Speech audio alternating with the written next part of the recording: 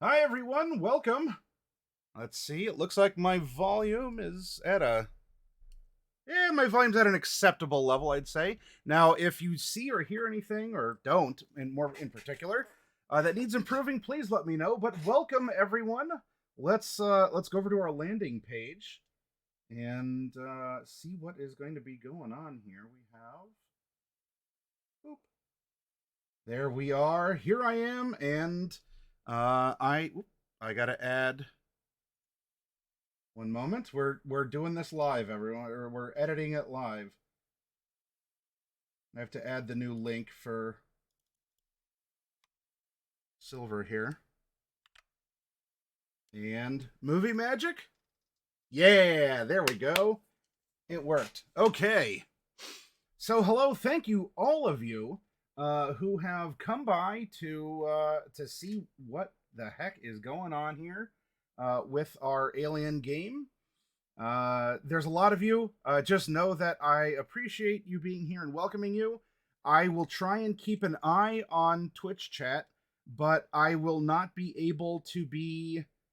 I will not be able to be very closely interactive, simply because we are in the finale. There's a lot that I think they're going to be doing, and I will trust any mods here that are present. I don't actually. Well, so Coffee Cat might be the half mod here to help keep an eye on things. But speaking of coffee, let me give a shout out to Coffee Cat Presents, who is Coffee Cat Presents.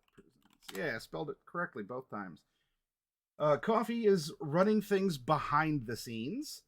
And is going to be helping out with audio production, and if I need some help with Roll20, is the on-call service tech, the behind the stage crew kind of a thing here. So I'm very grateful for Coffee joining us one more time, and I will say as a bit of a teaser, Coffee has also stepped up to help run production for the Red Deemer.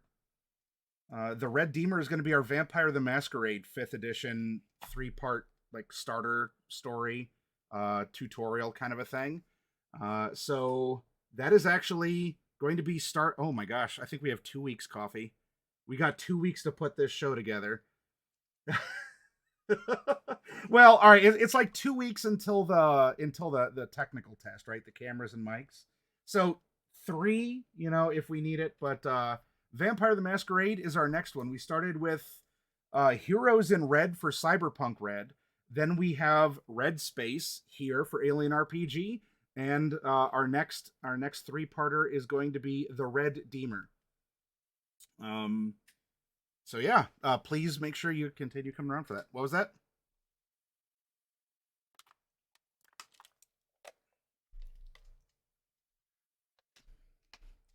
Yeah.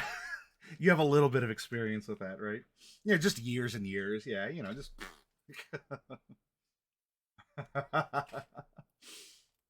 All right. So yes, welcome to you all again. I'll keep an eye open. But if there's another mod or Coffee as well, if you can be an extra set of eyes, let me know, and we'll do what we got to do here. Now, there we have our players here who are also in our landing page. So hello and welcome to you. Thank you for giving me one last chance to entertain you and to try and destroy you. I will do my best, though unfortunately, unfortunately, y'all been getting good dice rolls. Like it's a really like a soft flex on me as the game mother when you all are rolling stress dice and getting successes on those, because it's extra bright because those are yellow dice and it's just like, here it is. You know, I'm yeah, I'm doing it with grace. Uh, um oh, we have oh, we do have Raven here. Hi Raven. All right. So y'all watch out. Raven's here, although she instigates more than anything. And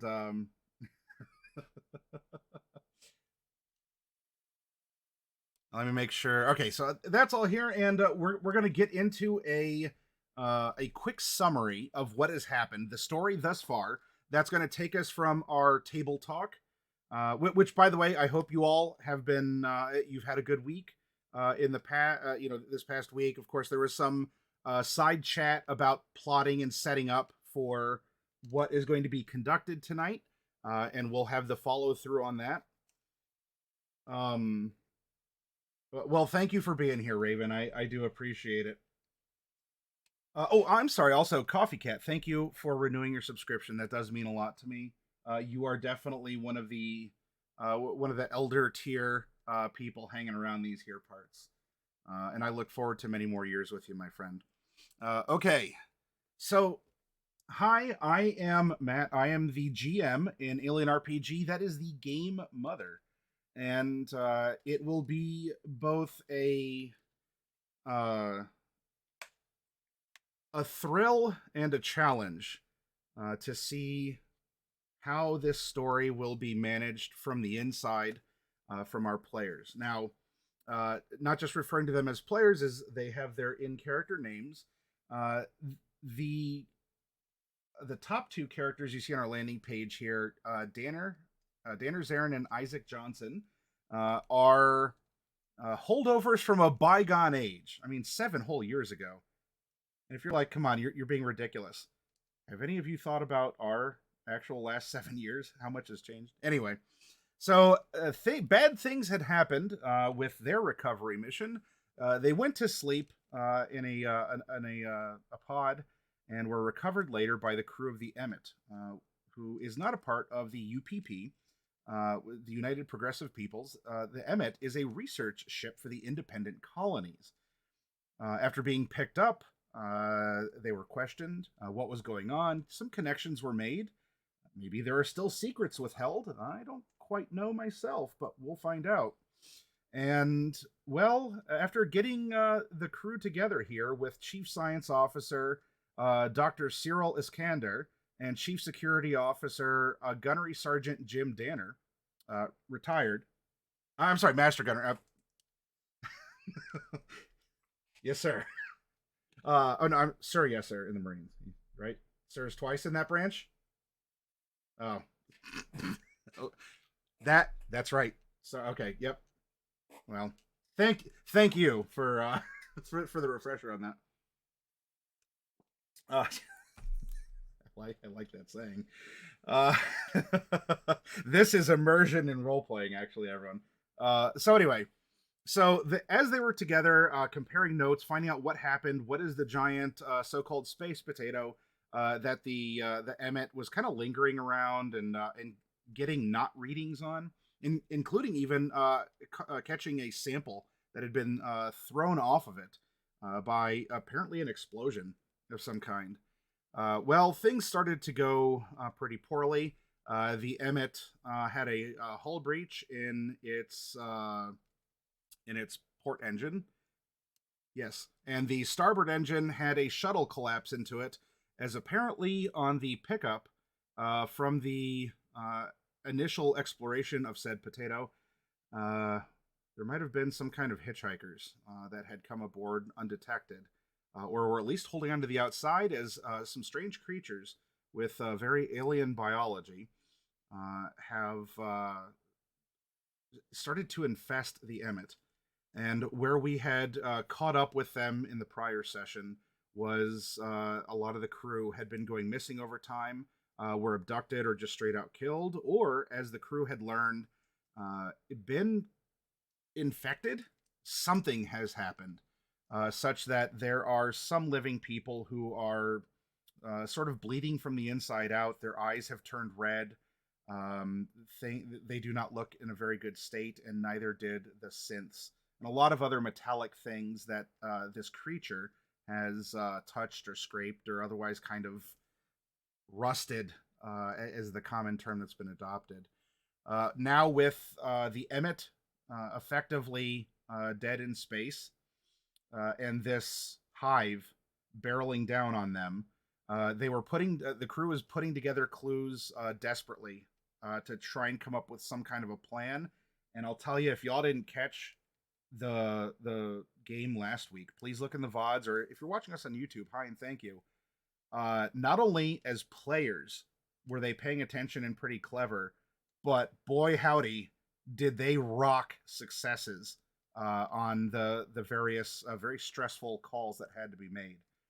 Now, that being said, while they did get successes in considering options, these are going to be some difficult options. They have a limited amount of resources, human and otherwise. And, well, I don't want to take up too much more of their time. So why don't we join the crew of the Emmet? For Danner and Isaac, I guess you've been welcomed aboard. Whether you like it or not, maybe you do. But we're going to take you.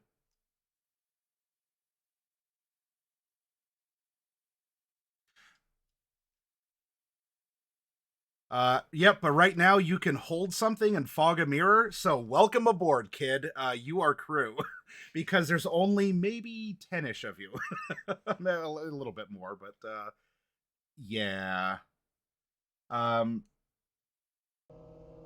right, let me check background sounds real quick.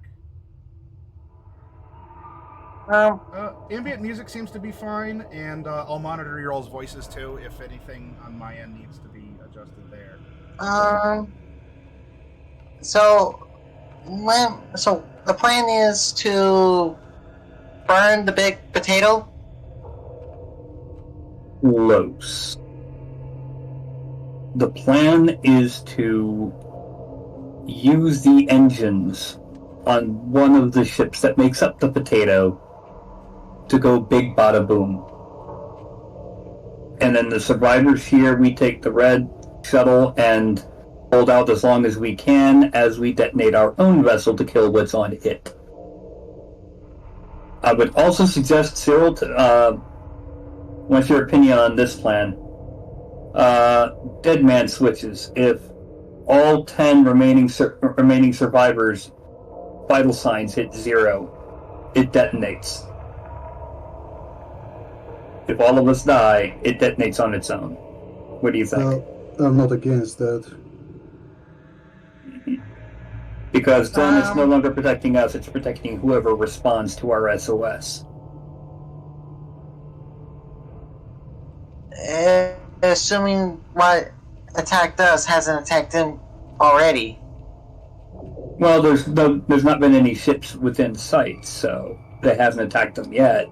That said, I wouldn't mind taking a look at one of those changed crew.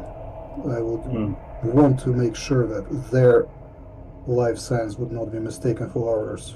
Who was it who ran into the changed crew? Was that you, Danner? Mm-hmm. Oh, is it you, Isaac? Yeah. Okay.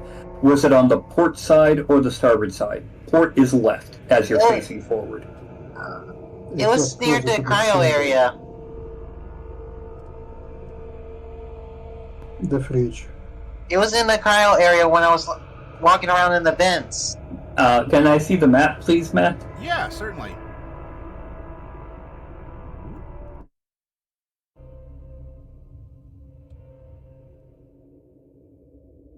Okay. Okay, so it was ahead. I think I ran into him like right around here-ish. Okay, so then Yeah, the armory would be further back from there. My thought is, I am not going to push too hard for this, but if we can, when we go to try to claim one of those changed individuals, we see if we can push to get to the armory and grab at least one or more of the M41s in there. And as many boxes of hollow point ammo as possible.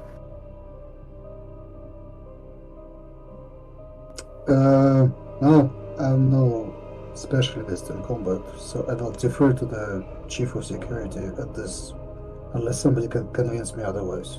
Effectively, the difference between what we are currently armed with and what's in the armory is like the difference between throwing a pebble at somebody and launching a crossbow at them. Almost literally the same difference in joules on target. Excellent. Like I said, I will defer to your judgment on this. Okay, so we find someone that's sick. Hope and pray that we can get ourselves looking like them. Sneak aboard the potato and burn it?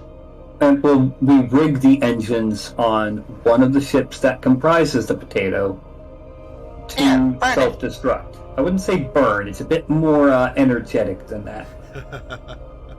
It's the same thing, isn't it?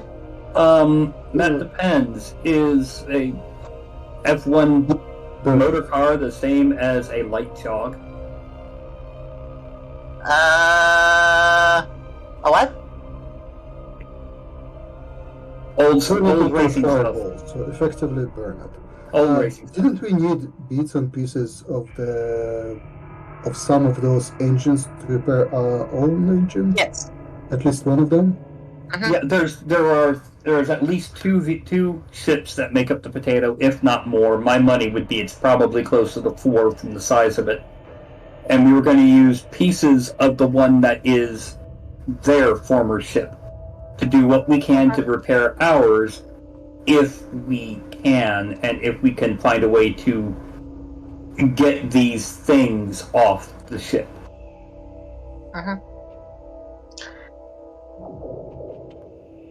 Also, I'm not much for combat, but if you get me to some electronic systems, I will be able to access them, and if there is like an autoloader, I can operate one and stuff. Well, a lot of the engineers have somehow survived, so they can at least tell us what to look for and what parts they need us to bring back.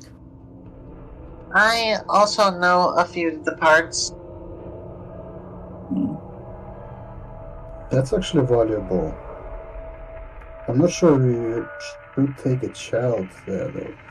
Wait, are we going to the child's ship, or are we going to the other one? Both. Yes. So it's going to be a single travel. The plan is to first go to the big ship and set its engines with a timer of some kind, probably a few hours or more, and then on our way out stop by their ship, grab the parts we need, and get the Dodge out of heck. Okay, I have a slight change to a suggestion to a slight change to the dead man hand. If we do not change the trajectory of potato or the ship, we can calculate with very good precision when they will meet. What we can do is set this ship to self-destruct at that exact moment. If we fail, we have no exit strategy anyway. Well, the thing about that is, I'm not sure that our engines are strong enough to detonate, unless you mean time their engines to detonate. We have enough power systems on this ship to set things aflame, to deal significant damage to whatever will touch it, especially if it blows up at the right time. Using Niffin's law, then. If we will be able to do something and come back, we can turn off the self-destruct. Yeah. You know what I mean by Niven's Law? I'm not familiar with him now. Basically, it's any drive strong enough for interstellar travel is strong enough to be a weapon of mass destruction. I was not familiar with that, but I can see applicability.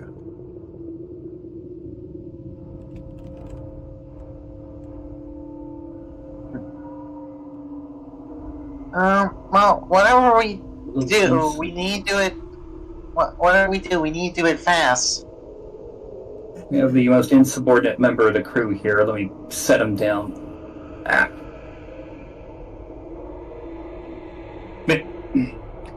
No. He seems to be a very needy cat. He is. Yeah. He's also an old cat. He's been with the ship longer than I have. I don't know why he latched on to me. Now, in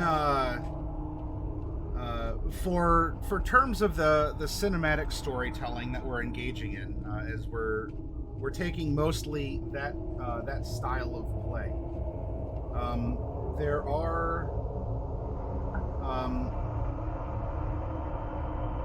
you would be able to calculate the exact time because you have the various velocities of things, and of course you have the chief science officer here. You still have enough power that while things have slowed down, but the overarching is, unless something is done with relative expediency, we are going to have a collision of the small little Emmet with a big fist of God traveling through space, and this would be kind of a similar, like a horsefly on the windshield of your car driving down the highway situation. Except for one thing. If the horsefly was nuclear, it could detonate just before it hits the windshield. That's true. So you would leave more than just a on the windshield. You do have that. You do have that ability. A couple of the other things here to note as you're making this plan is the one remaining engine of the Emmet does need repairs, and that's why you're going to go and try and plunder what you can from, if not the Cicada, as apparently the survivors ship was named, that are now a part of your crew. Maybe there's something in the second. But your one remaining engine room is the one that was breached, and might very well be this thing's nest, because you have found no evidence beyond where it could have been by just these streaks of rust and some drippings of where people had been taken. But this is an area that has not been opened up, as there might be maybe almost a literal scab on the outside of the ship, maintaining some kind of pressure. But there is still this thing aboard the Emmet that in some way might need to be dealt with before, during, or after. As well, the large United Americas Tarantula class cruiser here, this sort of capture ship, interceptor, named the Caradismeth, is the other one that seemed to be partially engulfed in the side of this thing. It certainly has been like sunken in or built up around, but maybe due to some property of the ship hasn't been able to quickly or fully be as covered for some reason. But that might very well be with its, I think we called them, even if it's a Star Trek reference, the impulse engines, because this is a long-range, long-duty cruiser, has been continuously bringing this thing back towards United America's space on their side of this neutral zone on the frontier. And don't forget that there was a probe sent out into UA space that was calling for help at some point too. Now, there's been no reply so far, but it's out there, as the X-Files poster goes. So you do have some crew as well that you can command, and you can take with you on any of these. Benny, the pilot of the Emmet, the full time, never goes into hibernation part of the crew, is with you, and you do have some mixed other human and a couple synths for this. As I'm presenting this part of the story to you, while it's an indeterminate amount of time in that regard, this is your all's last chance to do something before you head out and do whatever's going to happen aboard the thing, the hive that's out there of ants or wasps, whatever these things are. I feel like that we should get as many people have like the synths go into the cryo area where there's people probably still asleep that haven't been attacked yet onto the escape vessel. Someone at least survive this. Don't think they'll fit. 2 quick questions, by the way. Yeah. 1, does the Emmet have the same type of engine as the Nostromo or the Sulaco?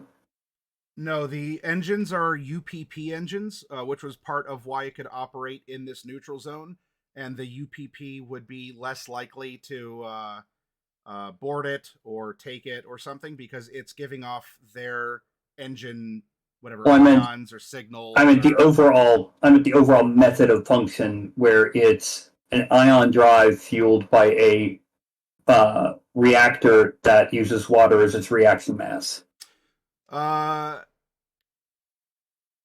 It has an engine that will have some kind of nuclear boom if you set it off. Okay. Second. There's some of this that I don't have the specifics on, but okay, you can make it go boom in some way, and if you do have a specific thing, I will either flip a coin or say, you know what, that makes sense, or whatever. So don't be afraid to lay it on me, but I may not have specifics. Okay, second question. Do we have little remote drones on board? Just put a camera on. No. Your cat is probably the closest thing to the drone on this ship. Third,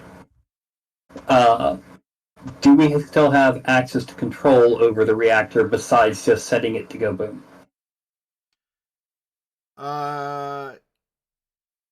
You might be able to do something from maybe the other engine room, but each engine has its own set of controls.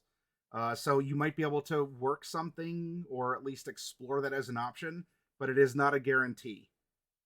Well, my thought is to clear out the engine room, the actual engines, if it's is in fact the nest. A brief moment of removing the control rods of the reactor will give a gamma ray pulse, which should pretty much sterilize everything in the reactor room. And then, when it goes back in, gamma rays don't stick around. It's not like ground effect radiation that leaves behind radiation for 50,000 years. It's one pulse, it's done, no more radiation. If it works, it will be fantastic. Unfortunately, so far, this thing is capable of eating laser. Laser is essentially gamma radiation. No, gamma radiation is a different frequency of photon. It's different frequency, but it's the same photon, high energy photons. Yes, but coherent. You and I can eat right-handed folded proteins, but left-handed folded proteins would kill us in a heartbeat. And how are you going? Are you going to put your life on this chance that it might or might not work? What I'm saying is we can at least try it. If it works, it works. If it doesn't, then that's literally just a few moments of full reset that we've used. Question? Possible answer? Are we just gonna stand around and talk, or... We've got a couple of days before we have to actually get started, but also who is going to be going down to try to claim the changed, and who is going to be making the run past that to the armory? I would suggest neither one be you, Isaac. Yeah, I was about to say, I don't think I'm qualified to open up the What would armory. be good for you is talking with the engineers to find out what parts they need us to bring back, and if they have any specific recommendations on setting the tarantula to blow and timing of it. Which segues into my inquiry. While we are talking to engineers, Sure. I'll make a grocery list of parts. Okay. You were saying, Cyril? while we are talking to engineers, we should ask them Hold to on. look at the map of the red tracks on the top of the ship of Emmet and see what power systems run underneath, or what kind of systems run underneath. If that would predict, if the power systems predict the movement of the creature, that could tell us a number of things about the creature. Also, I had a number of ideas about what kind of shielding we could use to perhaps make the creature not interested in us, and equip that stuff on the synth and let the synth be our drone. Agreed. Here's my suggestion. Danner, you go with. By the way, the two security guards are Dexter and Sin. Okay. Can you spell that? Dexter. No, I meant I was my character went over to the engineers and like writing down the grocery list of like parts that we need. Anyway, So I basically actually grabbed my actual notebook and quote unquote faking right into here to make it look like Yeah, but Danner, you go with Dexter. You guys try to grab one of those changed like what Isaac saw. I'm going to take Sin, and we're going to try to raid the armory. If we can, is the aft access shaft still open? Because that'll get us right between armory to one side and cryo to the other. As far as I'm aware of, everything's still open. And see where my thought is somewhere around the galley area would probably be the access shaft to go up higher in the ship, because everyone wants to get to the galley as fast as possible. By the way, I'm not sure what sort of armor we have in the armory, but if you have anything covered in ceramics or polymers, I presume we don't have paper armor there, mayhap you should take a look at it, and if it's possible to use, grab it with you. Agreed, although odds are if we have any armored space suits, which is what we really need, it'll be composite. Like I said, we are looking at stuff which the red dust doesn't like, and by extension of my understanding, maybe the ants do not like either. Understood, but as I said, it would be composites. It's not a matter of picking and choosing, because different types of attacks require different types of defense to defeat. Whatever you bring, we can analyze here in the lab. Yeah. Alright, so that's, like I said, that's going to be Danner and Dexter, D&D, going for the changed and the cryo, and Sin and me going to the armory to try to get as many M41s and as much hollow point ammo as possible. Okay. I guess I'm not on Overwatch. I thought you and Isaac were going to be discussing with the engineers the information that you needed to get from them.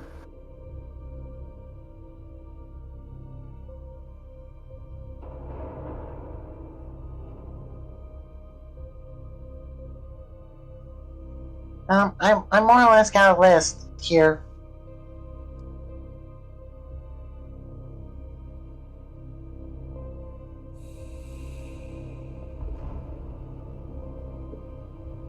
Hello? Right. So,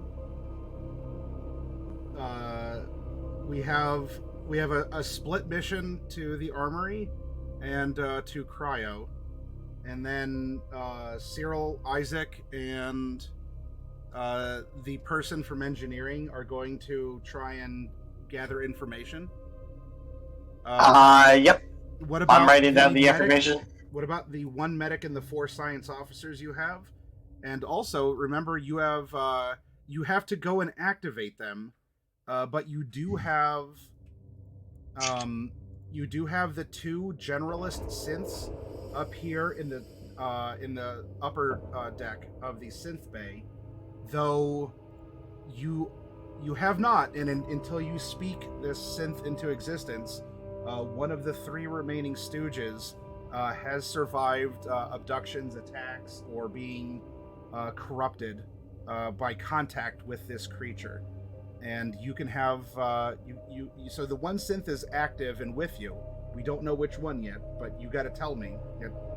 At some point. I guess you don't if you don't want to use it. But if you do want the other 2 generalists, you are going to have to go to the upper deck and activate and recover the generalist synths. Hey, Maddie, do we happen to have any temperature readings from the ships?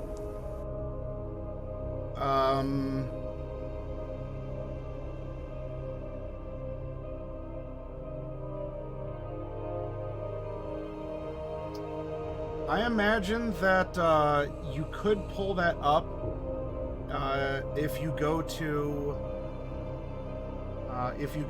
something like the hydroponics. The officer lounge might be able to access that because, that's where the officers. It's sort of the ready room, or it's a place also where you might be able to do that, as well as the actual bridge itself. So there's a couple places where you would be able to, but that's nothing that you would be able to just go to a panel, like a screen on the wall, and get that information. Okay, I'm going to be looking for that along the way while I go on that expedition. Okay. All right. Well, then why don't we start then? It sounds like there's this initial plan to play out and to begin gathering things as well as information in your preparation for this, whatever's going to happen. So we'll take Danner. Danner, you and one of the security officers are going to be leaving the med bay, and you're going to be leaving the med bay, and you are going to, well, you know where you're going to end up. Are there any other places you want to go? Since you will, it's you and this NPC who will be following you. So now that you have this independence away from the others, you have a mission, but is there any other thing that you'd like to do or place you'd like to go?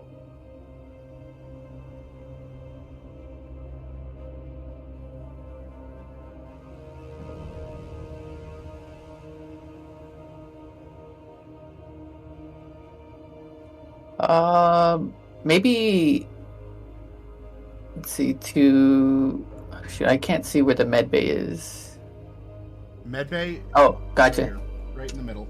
Since it has its own independent energy source, and it is, the rest of the ship is not doing well for energy. So while you presumably have a surviving engine that is still able to produce it, there's something that's slowing it or absorbing it or something. So that's why you've holed up here. You've reinforced what you can to, block anything in this central area that still does have power and active life support. Not that there's not air in the other decks, but the lighting, it might be spotty, or the ventilation might be kind of weird.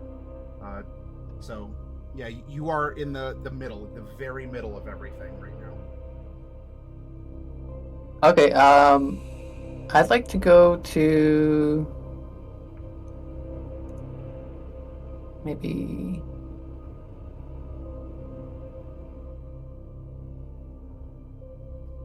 right to the right side, top right. Okay. All right. So you're going to the starboard. Well, the remains of the starboard engine area, like the nacelle that has the engine and the actual like the power plant that's at the front, and then the engine is Correct. in the back portion here. All right.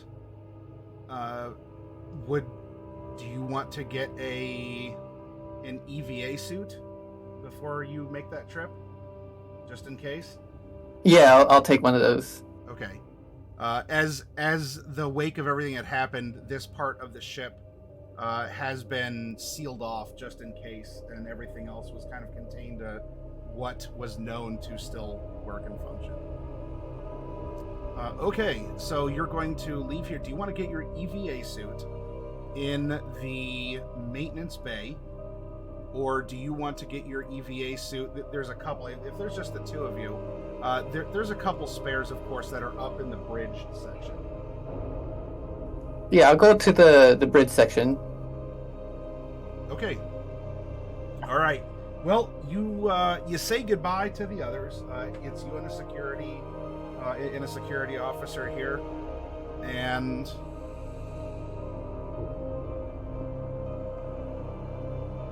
we enter the halls of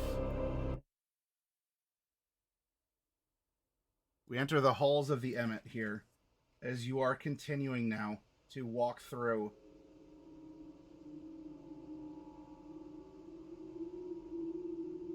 Are you traveling? Are you going boldly? Are you attempting stealth? What is your plan to make it up the hallways to get to the bridge? I'm gonna go boldly for a bit. It's been, I guess it's been kind of quiet, so if anything, everyone's probably in their nesting area, so I think the hall should be pretty safe for now. Okay. Well, it does. I will leave you to work out the moral conundrum of this. I won't need a dice roll. You can have this weigh on your consciousness or not. Though, if there is a particularly easy, quote unquote, source of biomass that this creature is found in the cryo chambers, as it has been quiet, it might just be going for the easy collections first. So yeah, that's kind of what I'm might have time thinking. or enough of a distraction that the people who were put to sleep with confidence that they're aboard the top of the line research vessel are actually being, well, they're not going to wake up. Well, their loss is your gain, and you're going to go boldly here through the corridors. So you're passing by, and there is evidence from the past several days of, well, people that didn't quite make it. There's some broken glass. There's a lot of this rust as well that you're seeing. At some points, this is a fairly well-lit picture here, though you're operating more on an emergency power for the outside the medical bay. So consider this to be a little bit dimmer. Blood splatter and rust is not as distinguishable, unless you really wanted to go up and look at it or lick it. I doubt you want to do either. Actually, there might be a way. You can get a piece of film that's the right shade of red. The rust would look gray when blood looks orange or pink. But that might take too long. I licked the blood. No. Go ahead and just give me a generic 1d6 roll, Danner. I think you have a button for that on your character sheet. Just a 1d6.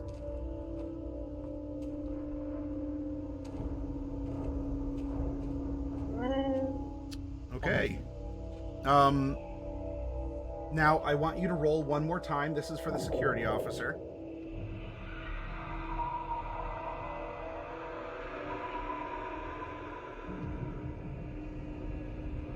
Oh no. Wow, very well split. Okay.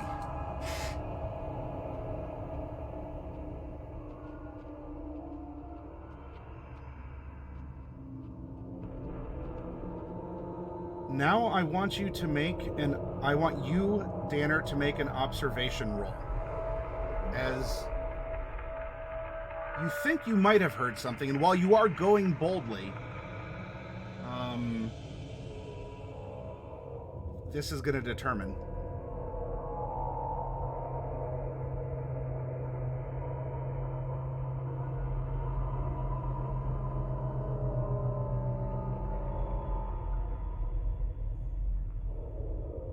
Okay. Go ahead and roll your d6 plus 4 here, and we're going to look at the panic chart.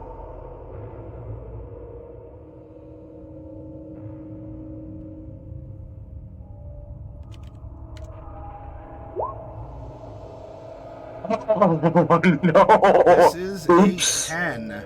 Okay. A 10, freeze. You're frozen by fear or stress for 1 round. Losing your next slow action. Your stress level and the stress level of all friendly PCs in short range of you increases by 1. It's the curiosity, man. It just gets to me sometimes. Well, hey, at least freezing is more stealthy than screaming in terror. Now, in the dimly lit hall, you think that you hear something, and you turn and you look.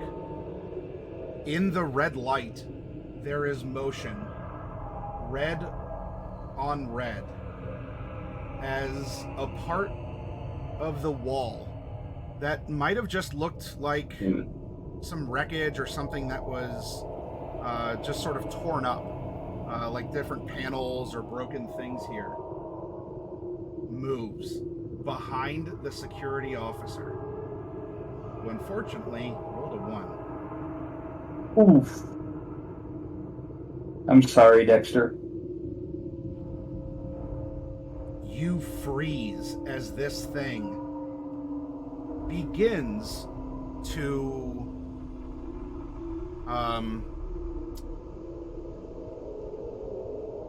it's a slow and purposeful thing. Think if you've ever seen a praying mantis approach and it sort of extends its claws out for like it gets close and then it does like the quick snap.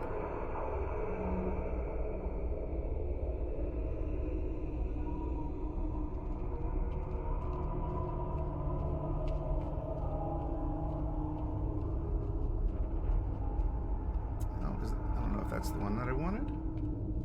All right. I guess this means Dexter's not getting a new season.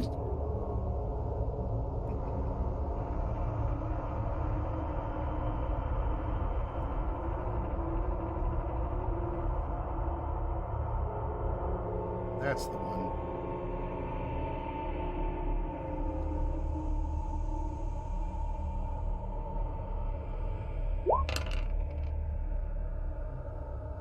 Oof.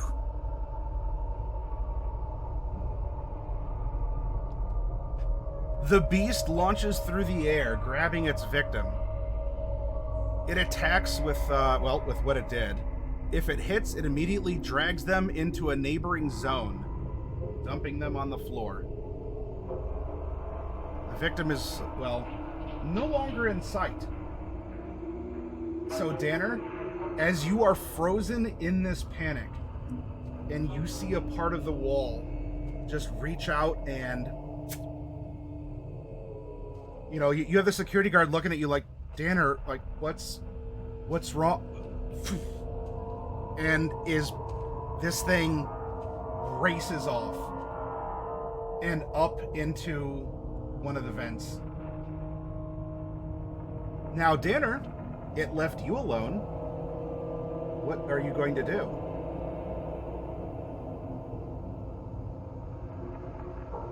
So I'm stuck for a minute, right? Like for one turn. Yeah, but that's like, it's a nebulous, like 6 to 10 seconds kind of a thing here. Okay, so obviously I'm kind of like a little panicky. Kind of my breath starts. I start hyperventilating a little bit, just trying to like get my bearings. Do I still have any of the naproline left? Yes. I'll say that you've been able to, especially you have been able to scavenge medical supplies.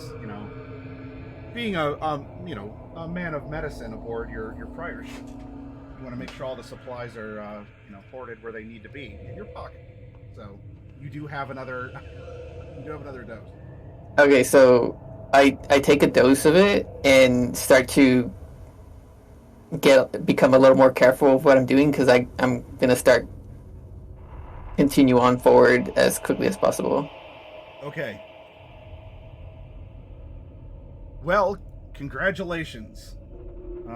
You've made it to the bridge. Make sure that's yep. You've made it to the bridge, and it's time to get into your EVA suit. Unfortunately, your acquaintance, much like the people in the cryo lab, might have bought you some time, so you got to make the best use of it. And so, with trepidation, you open up one of the closets and you reach inside. At some point, maybe someone else tried to do the right thing. While this suit is no longer going to function, at least the helmet portion of it, there is another. But someone else tried and didn't quite make it. And that's all that's left of them, is that red splotch on the helmet. But you do find an EVA suit, and you can change into it. You don't know how much extra time you have or how sated this creature might be with what just happened. But from here, are you going to try and go into that engine room? You are on the bridge now. So... Engine room? And not a bridge. I'm sorry. No, I thought he was heading to cryo. Oh, well, I'm sorry. So I asked him, while everyone else is doing their thing, is there any other places you want to go? So this is, Danner will go there at some point, but you do have an EVA suit. You're inside of it. What would you like to do? So what is inside the brig? What can I see? All right. So on the bridge is it's rather open. In fact, oh wait, I'm sorry. This isn't quite the. Oops. So there is a portion of the bridge. There's also the.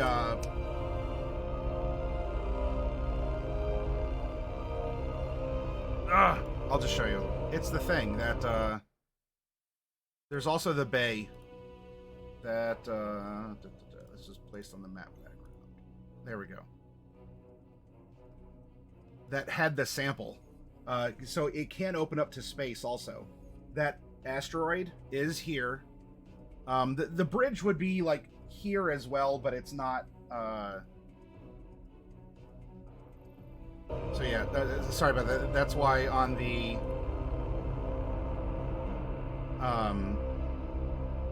on the screen there's a lot, but the very front part is that sort of garage that opens to space, where the big grabber claw will come out of the front, almost like mandibles from the ship, to hold on to other ships, or in this case, capture that debris. It opens its mouth up. It brought the asteroid in.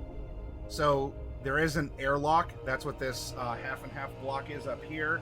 The EVA suits And there is a computer terminal, so you would be able to maybe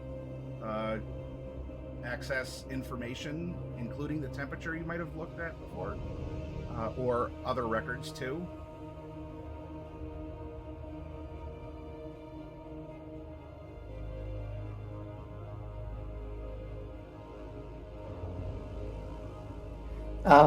Let's try to see if I can. No, let's just.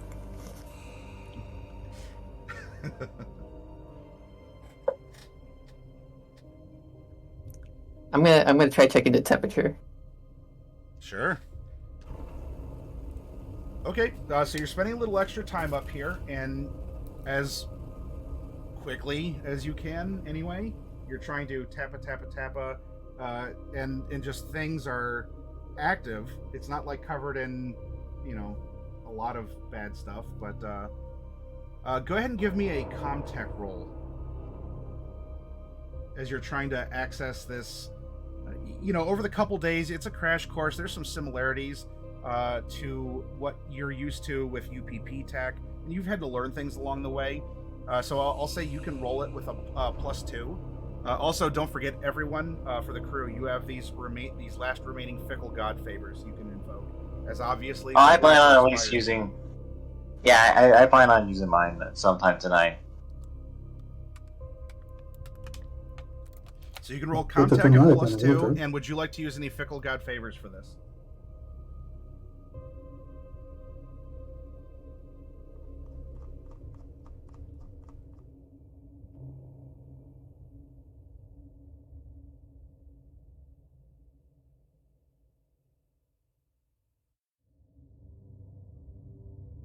You good, Danner? Yeah, I'll use one of the fickle gods, so Okay. I just add one to it, right? So you'd actually get a +3 because you're already getting +2 from the circumstance. So yeah, you can roll Comtech +3 if you're using a fickle god's favor.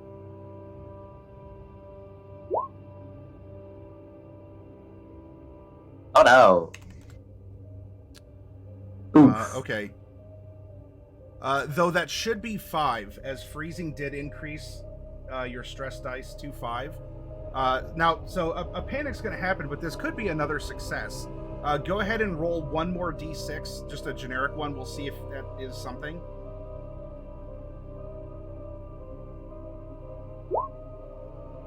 Okay. You don't extra panic, but you need to roll now a d6 plus 5 to determine what happens. As you are, how much time do I have? What's like you're trying to get through the terminal? Like, come on!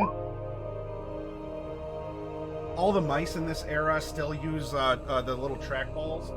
So of course there's like you gotta like open it up. You gotta scrape off the gunk and like. I used to like doing Roll this between your palms. Right now. Yeah. You got... All right. So I used to. I think I still have 5 one. is 9. If the mouse wasn't used for a while, it would gunk up further. I think I actually still have one of those. This is a Not drop on me, item. So, drop item, whether by stress, confusion, or the realization you're all going to die anyway, you drop a weapon or other important item. The GM decides which one. Your stress level increases by 1. So you were up to 6 stress. Make sure that is reflected on your character sheet. Now, in this instance, I am... there's nothing really for you to drop. You're accessing a terminal in a spacesuit. But I will have you roll 1d6. You go to... I don't know, like... Just... The frustration, like, your mouse just kind of goes... And you knock over... you knock over a... Well, in Alien, they often use the little dipping bird as something here. Oh, yeah. As, though the Emmet isn't quite from the same culture here, so we're going to say it's one of the little, like, the little solar-powered, like, flowers that have the bopping, that have the little bopping leaves, and it kind of, like, just jams out.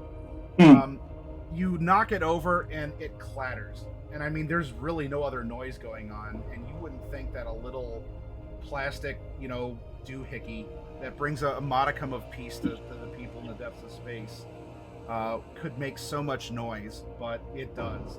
And especially because, like, as you look down, you shift your step, and it just gets crushed under your space boot. Oh, is he in the cloak hangar? Not quite in the hangar. There's an area up there that has a terminal for him to pull up what he was looking for.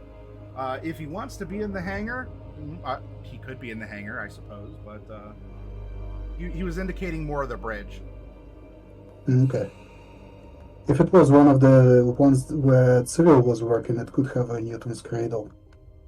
Ah, yeah. That's what I was thinking, actually. However, you did get 2 successes, and while there was some noise made, nothing immediately is jumping out at you, which is very good, because you don't want that. So you succeed at what you're looking for, which is temperature. Now, with your extra success, you're going to get a stunt. You can find the information you want in maybe half the time, or you can float a success on some other comtech. You can float something like an extra die forward if it's kind of related to the Emmet's computer systems. If there's a different kind of a stunt that you want to perform, I'm open to it as well. But the 2 I'll give you is to float an Emmet computer-based base die forward, or you can do this in half the time that it would take normally. Okay, I'll float him. I'm pretty sure I'm gonna need him for the cryo area. Okay, sure. So while you're there, you're like, I might as well use what I have, and there's like some sort of I don't know, like a protocol that might have been left open by the last person who's here trying to do something, but you're able to use that, and you have a refreshed understanding of this independent colony tech. Yeah, I'll let you float that forward. Now, for the temperature, what were you trying to seek? What kind of information were you trying to get from that? So I was trying to see, we do have some systems going on, so there should be some sort of like temperature controls going on in the ship to keep it relatively cool or warm, because we are in space, so we should have some sort of temperature regulation.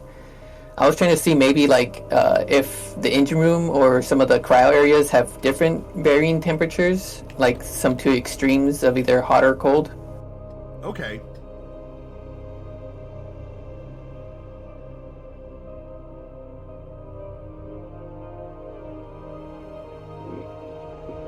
From the records, there is a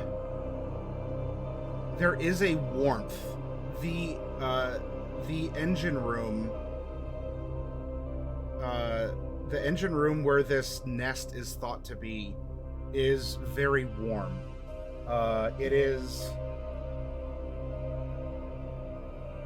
It might be tolerable outside of an EVA suit that can help control heat and other things, not for very long, but that area is very warm.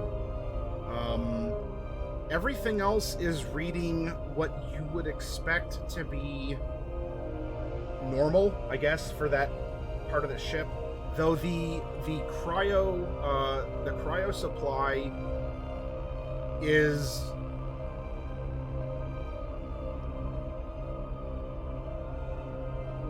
the freezer part for the actual like carcasses and meat that is no longer frozen. You're going to get a health code violation if an inspector were to come right now. And probably the seals need to be wiped down, because everyone in kitchen staff forgets to wipe the seals in the fridge. And I'm going to tell you all right now, you could be in the depths of space, but the health inspector is going to ding you for not wiping down the seals of your fridge. Hey, do you think that tent is a health experimenter? So the freezer seems to have shut down or stopped working, and there is a higher than normal temperature in the area where the actual hypersleep pods are. Now, the area doesn't have to be cold because the pods are going to do what the pods are going to do. Though, for some reason or another, there is a higher than normal. Not intolerable. You don't need an EVA suit. But that is warmer right now.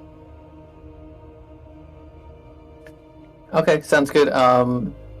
What kind of tools do I have? Like maybe like a jar or something to collect samples in? Or do I have anything of that sort?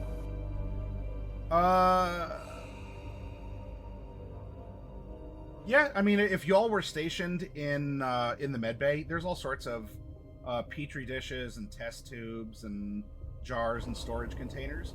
I'm sure at some point you could have grabbed one. So yeah, if you want one, you can have one. Did you do it, Danner? You can tell me. I'm your game mother. Okay.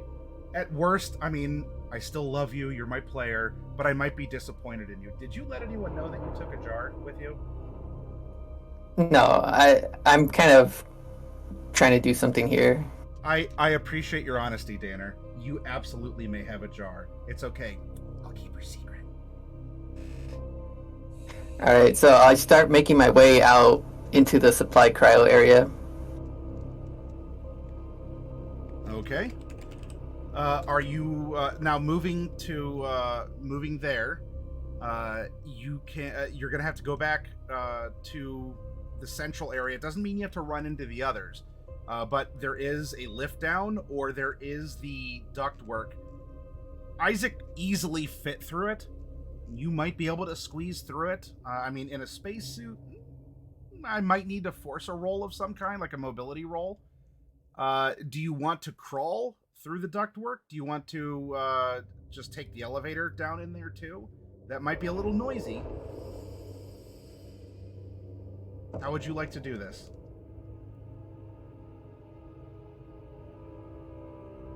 Let's take the elevator. It'll be a bit quicker. Sure. Okay. So you are you moving briskly, or no? No, I'm a little more careful this time. Sure. You move carefully, and you've managed to avoid anyone else who is out doing their thing. You also managed to not overtly get any unwanted attention from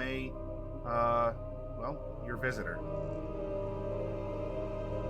You make it to the elevator, and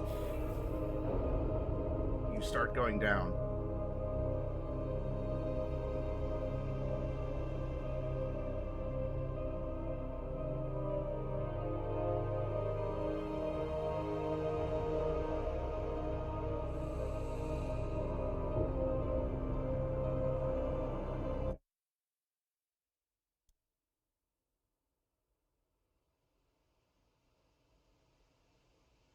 Actually, I can use this instead.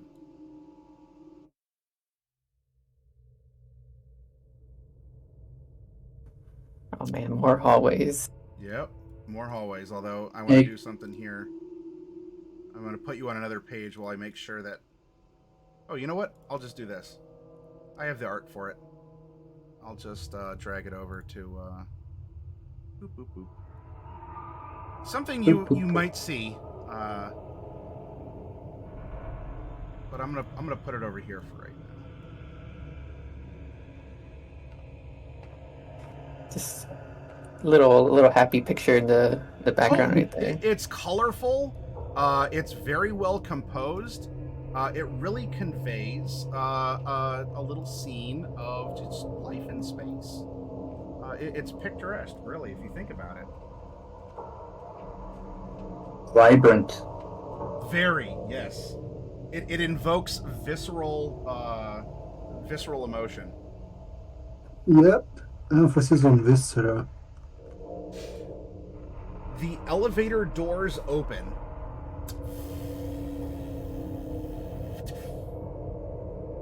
And things are messy. For sure. Just a wee bit. The pods, almost all the pods now. Whatever's happened, even with Isaac having an encounter of some kind, this has made the thing frantic or whatever. But the pods are destroyed. The bodies are strewn. They haven't all been taken yet, but they have been maybe cut open, like just kind of like ripped.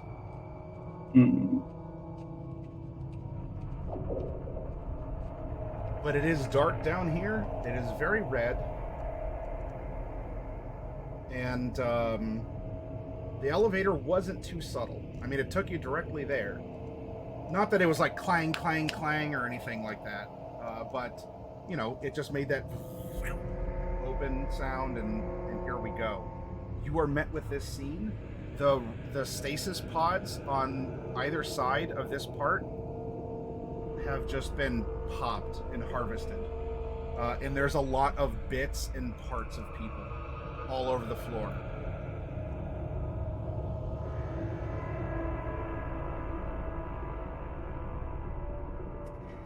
Okay. After a bit of hesitation before the doors close on me, I'll step forward a bit carefully just to make sure I'm not slipping or anything. All right. Congratulations. Welcome to the part of the ship you wanted to be at. You can tell he's a magic.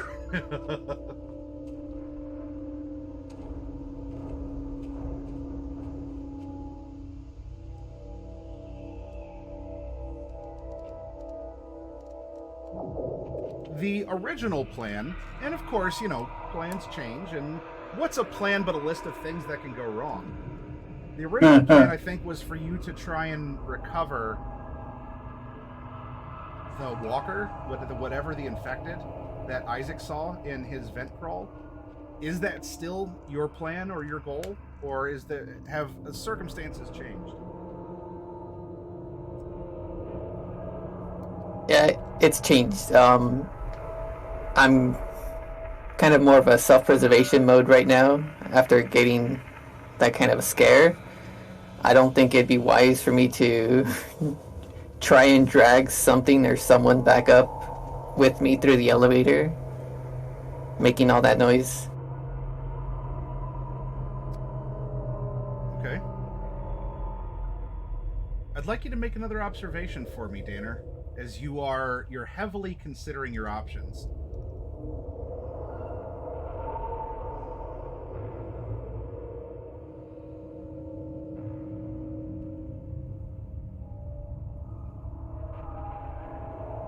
Well, there's a success. Oh boy. 1, 2, 3, 4, 5, 6. I need you to roll.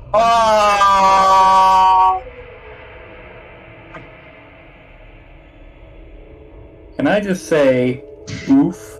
Sorry, what was what was the roll? 6, and we're gonna add 6 for it to find out what happens. Oh, cool. You got a 6. Okay. Oh no! So, with a 12. Danner's gonna die tonight. I feel it in my bones. Danner is gonna die tonight. 12 is Scream. You scream your lungs out for 1 round, losing your next slow action. Your stress level is decreased by 1. Oh, it feels good to get it off your chest, right? Your stress level is decreased by 1, but every friendly character who hears your scream must make an immediate panic roll. Hey, good thing for you, there are no friendly units that can hear you scream. Because in space, nobody can hear you scream. I was actually about to make that comment. Friendly unit too. So obviously, no one else is around to hear this, right? It's just me in a I'm panic pretty room. sure the xenomorph could hear. We don't even know if xenomorphs have ears. Ah, fair point. Well, the bug creature thing could probably hear you.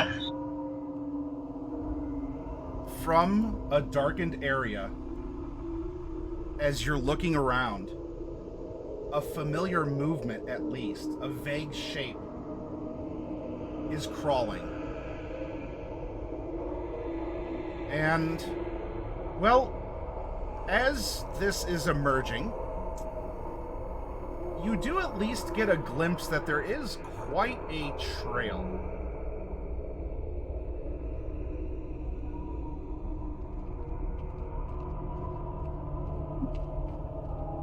That does indicate... I mean, you got a success. I'm not going to deny you that.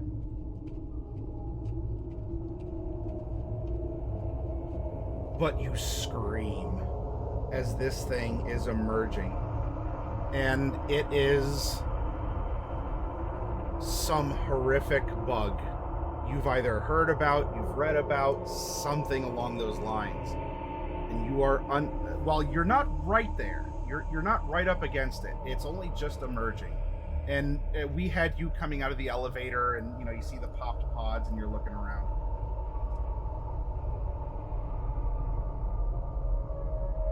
It seems to notice the screen and begins to crawl out. Now, Danner,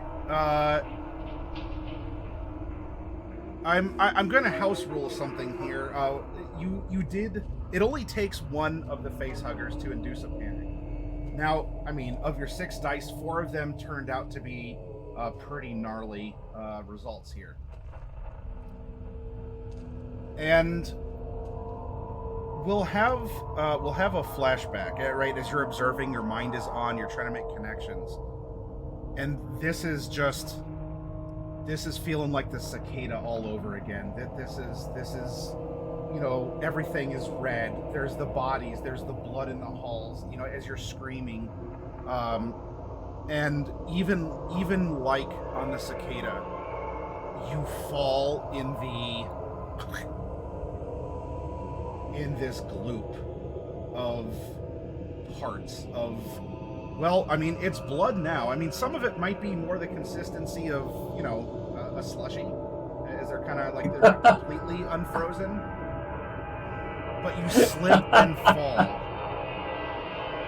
as this thing comes crawling.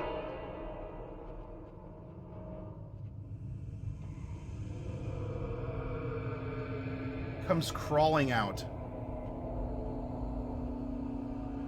Now, Danner, you are prone in the muck. And this thing, almost like a cat, right? It's coming around this piece of machinery, and you see its head. There's no eyes, apparently, that it has. But it's still not it's not bonking into anything. What are you doing, Danner?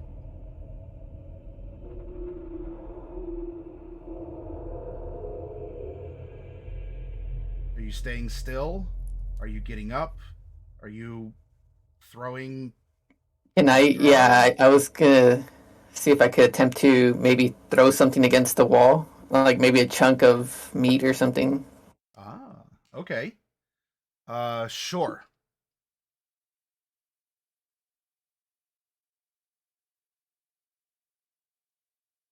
As you're down there, you pick up, there's like an arm.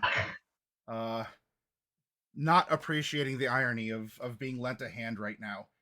You huck it. Well, hey, whoever used to have it is now mostly armless. Are you throwing it by it over here, or are you throwing it to the other side? Are you... So my further thinking down? is just to try to slowly crawl backwards to the elevator. Okay. Sure. So you throw it in the opposite direction. Like you throw it like maybe over here, right? It lands. And as soon as it lands, its head turns. And with a metallic metal on metal screech, it pounces after it.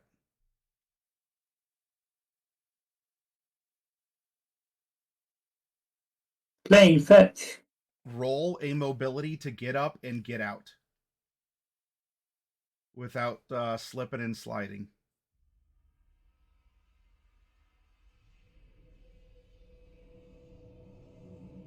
Okay. Oh no. Now, I suppose for narrative's sake, go ahead and roll your d6. Although you are technically only at 5 stress dice. Remember, by screaming, you could reduce your stress by 1.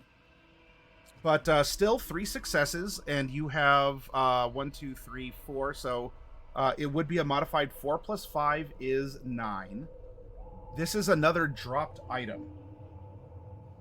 Danner, you get up, and I don't know, there was a well, you know how you sit in a leather seat and it's a hot day and you just sort of like you stick to it, or I don't know, if you're really reading a good book in your meditation chamber and you go to sit up from it and you flush and everything, and the lid kind of sticks for a moment, it falls down. Apparently you had a fan, and a piece of someone kind of stuck to you, and as you're on your way out, it falls off of you.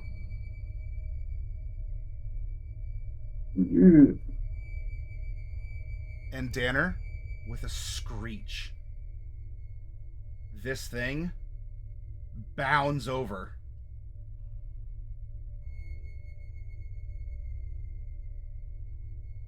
It's close.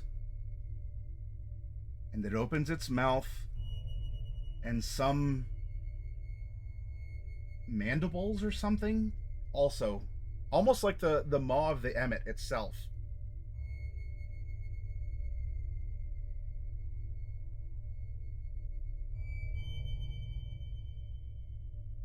And it crouches, going around you.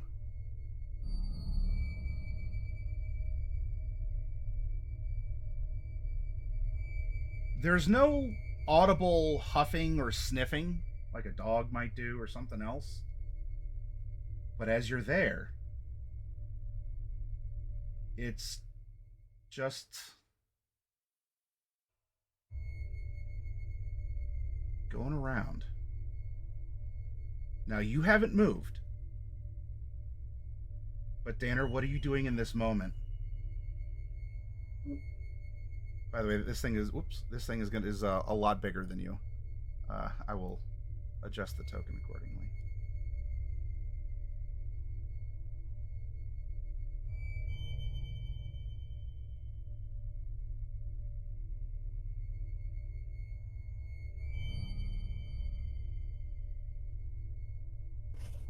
It sensed you, but it hasn't done anything to you. I guess I'm kind of a little confused at this point, kind of stuck in fear for a bit. I really don't want to move, but, have to get out of here, so seeing that this thing does react to, at least at this point, reacts to noise, is there anything else, maybe, Well, that I can possibly... There's other parts. There's the jar, I'm presuming you're carrying on the outside of your suit. There might be... as the stasis chambers were kind of torn into, there might be like a piece of metal that was like flung off as this thing was digging into the capsules. So there could be a piece of glass or metal. So at this point, it's just hovering over me? Yeah, it's by you. It did like a couple turns around you, but it hasn't done anything else. In fact, right now, it's actually kind of rummaging through these leftovers. It's close to you, but it's just kind of rummaging through. Like, it's not interested in you, Danner. You should feel insulted. Or not. Or not, or at the very least feel thankful that you're still somehow alive. Yeah. At least it's not those...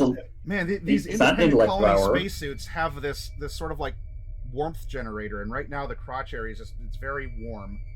in your spacesuit, and Little damp. yeah, I think we know why. Does like It's I try to wiggle a makes it- finger or like lift my arm? Does it react to anything?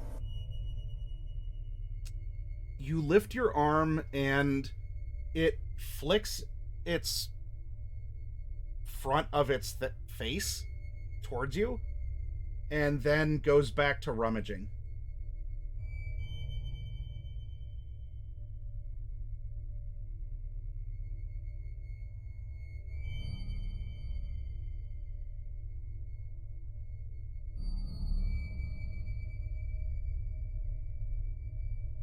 Interesting. Okay, so I toss another piece of meat away. Sure. You reach down, you grab a piece of someone. It doesn't quite like it notices as much as this thing notices. Though after you throw it, it does scream and bound in that direction. Oof.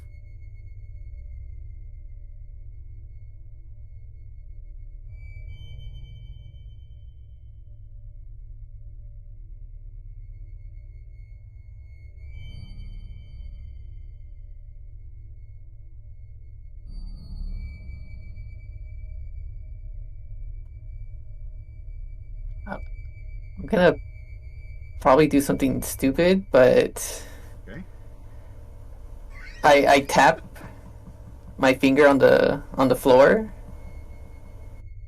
Oh no, See if it comes closer. he's trying to train the xenomorph.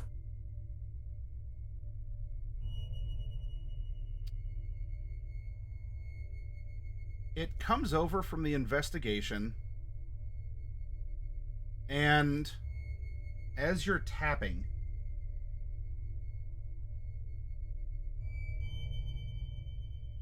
let me find this here.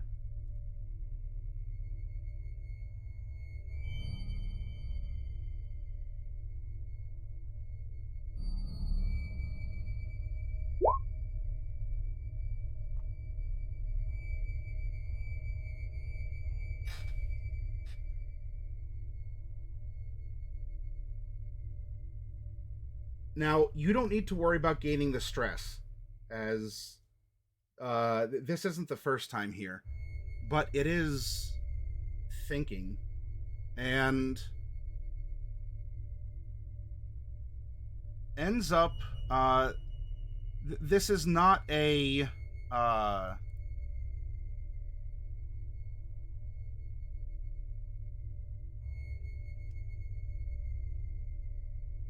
It swipes you, but not with its claws. It backhands you out of the way, and you fly back. Oof. To this the latest, I guess. Sort of human Cadbury cream egg here of these stasis pods that have been torn into. Oh, Anyway, you go flying back. Not worried about damage here because it didn't try to kill you, but it's investigating where there was tapping. But you, like in some weird irony, like a fly, like something that's annoying, get out of here.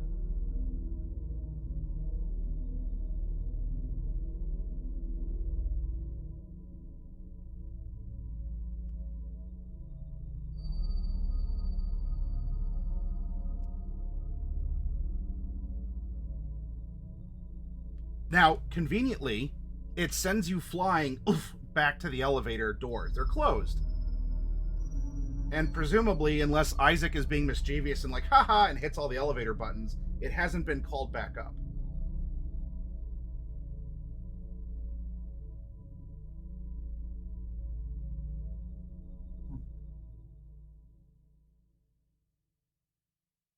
Okay, I'm I'm gonna see if I can try to explain my thought process here because I'm having ideas, but I don't.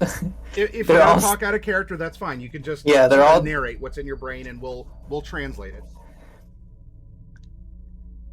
I'm thinking the suit is somehow keeping me alive at this point. I think it just doesn't recognize me from maybe a synth is what my thought process is going on, and I'm trying to see if it'll get close enough that I can probably grab something from it. Maybe like if it spits on me or something, or I'm You are literally Yeah. playing with death right now. You are literally playing with fire right now. Danner is adamant about he's kind of curious at this point of like this thing didn't straight up kill me, so I'm trying to figure out like maybe I can get something from it. Tell you what, make a medicine roll, and you can have a +2 to this.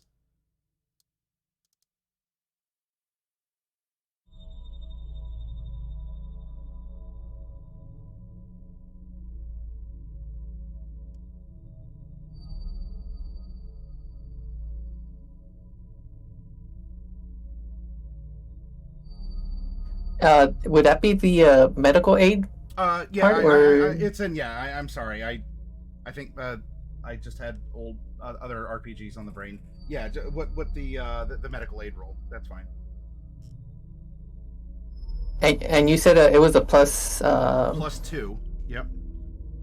You do have 2 fickle gods favors if you want to use those for any of this. You can still hold on to them because I'm giving you 2, because there are circumstances that would add to chance for greater success. I'll use 1. Okay. It is updated on our super secret chat. Ooh. Okay. So 2 successes. There is a panic. 1, 2, 3, 4, 5 plus 1d6.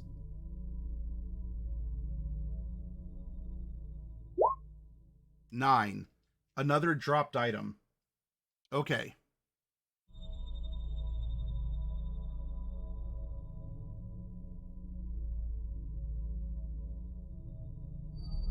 Another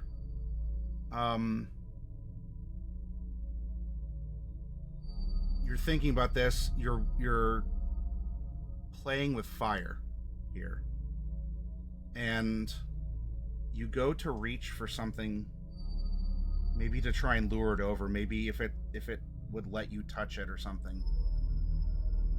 You do slip in the gore once more, and you are the dropped item. You fall and you sort of like Kong against the thing. You are prone again. And now, as always, this creature bounds over. And it investigates. Playing with fire. Okay, that one's gonna get burned. With a weird 6-fingered hand, it grabs you by your helmet and just gets you out of the way as it's investigating. And as you slide, you do like a little spin on the metal floor. And with your 2 successes, aside from this,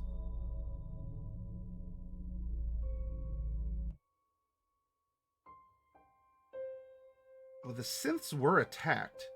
They were breached, so it at least was curious and tried something. Or, I mean, Shemp was actually in pretty bad, like he was torn up even before the rust was setting in. However, you're down in cryo. You remember what Isaac was talking about. There was someone that was just kind of wandering. It was a crew member. It was one of the people that was in the hallway during your meeting, your catch-up with the chief science officer and security officer. But she was different. She was, like, bleeding from the inside out. Her eyes were red. And also, this thing seemingly ignored, despite Shemp making noise, despite other things. It seemingly ignored it. And you look, and you are covered in this this remains.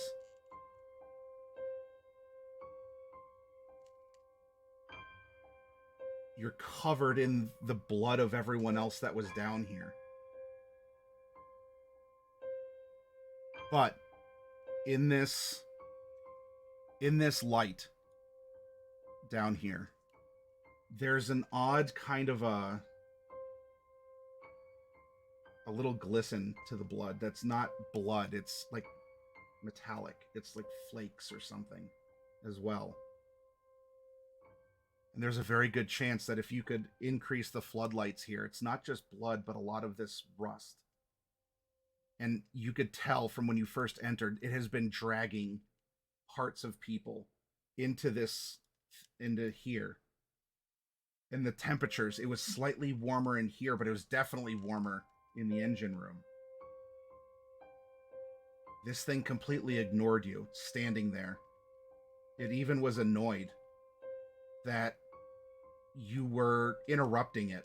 You were tapping like you're some dumb baby or something. Just stop it. I'm working here. Hey, I'm working here. Okay, so I think I've kind of played around enough in this area. I kind of get a little bit of confidence and try to stand up and maybe jar up some of this gunk. Okay. You have a jar of mixed remains.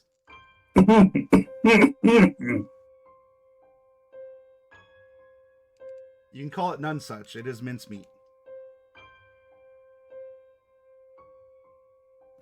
Was there any way did I see, if anything, was there any saliva from this creature, like maybe salivating?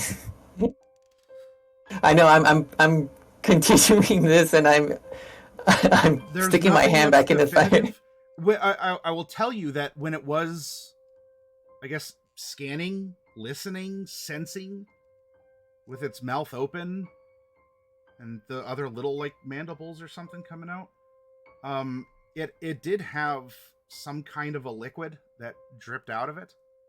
And it would be reasonable to presume if this thing was down here scratching and digging and popping these open, tearing the bodies apart for things, that it did mix in. And with the way that this also left, I guess, this rust with its claw marks on the metal, even as it walked, there's a very good chance that it has been mixed into the sauce on the floor. All right, so I'm gonna get out of here. I'm gonna get up and start walking back into the elevator. Okay. You wait and watch, and eventually this thing seems to be content. It found something it needed, and it crawls back into the vent. Now, unless you want to open the elevator and take a ride up to the med bay where everyone is with this thing, probably not, but it's an option. Otherwise, if you want to wait for it to crawl into the vents, that's fine, and you can go back into the elevator and go back up. I see what you're saying. Yeah, I'll wait for a bit. I'll Okay. take a look at what it's doing. Because otherwise the will probably get its attention, and you're going to have a very awkward silence in this elevator with this creature. As the doors open at medbay, Cyril and Isaac go, "Hey, dear!" And you would be very, very silent shortly after those doors close. I don't have a Wilhelm scream queued up, unfortunately. What if this was my secret plan all along? I'm the only survivor. Well, then you wouldn't be this problem. No. Okay, I'll wait for him to get out of there.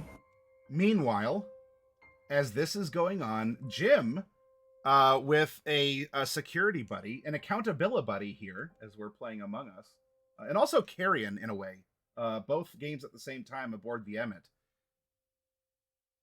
Her name is Sin, short for Sinister. You and Sin had your own mission to go to undertake, and from Medbay. Now, I will offer you the same opportunity. There's a place that you said you'd go. However, is there any other places that you would wish to go? Absolutely not. Armory is a mission. Mission accomplishment is the goal. Okay. Then, Weapons out, on watch, head on a swivel.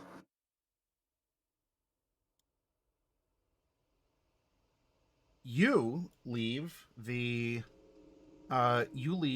confines of the med bay, and much like your friend Danner here, you're gonna go to the lift that will take you like down into that section at the start of the ship.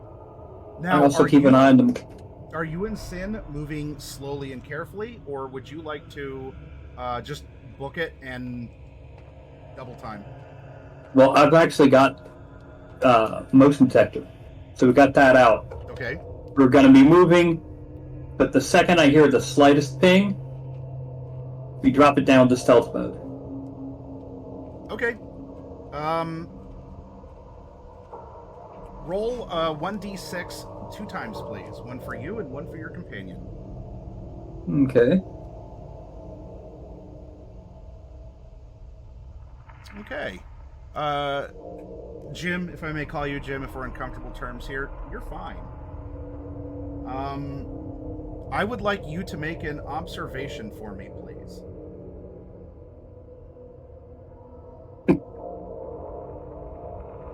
Man, security is just getting red-shirted here, it seems. Okay, would you like to push this at all? No. Okay.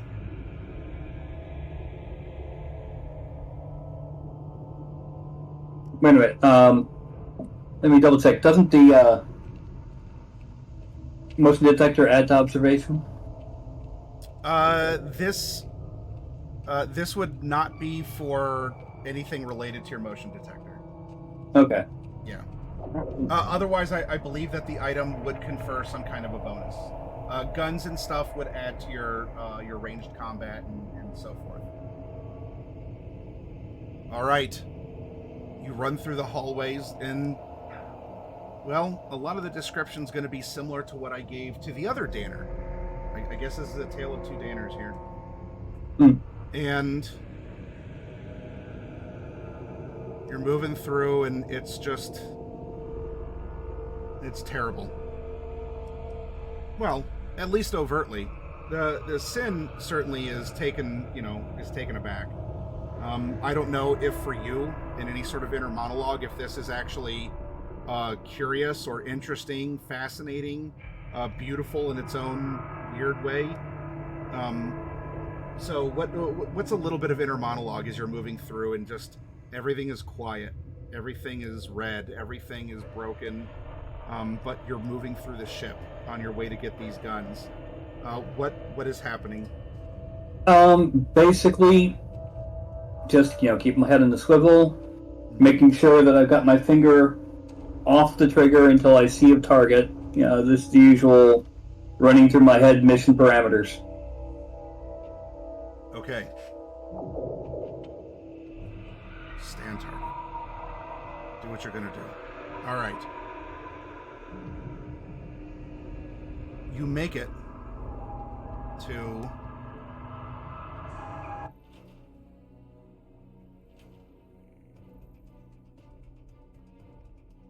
to the armory. Sorry, this is the best I got right now. Yeah. And you're going right for the supply closet, the special reserve closet only you have access to.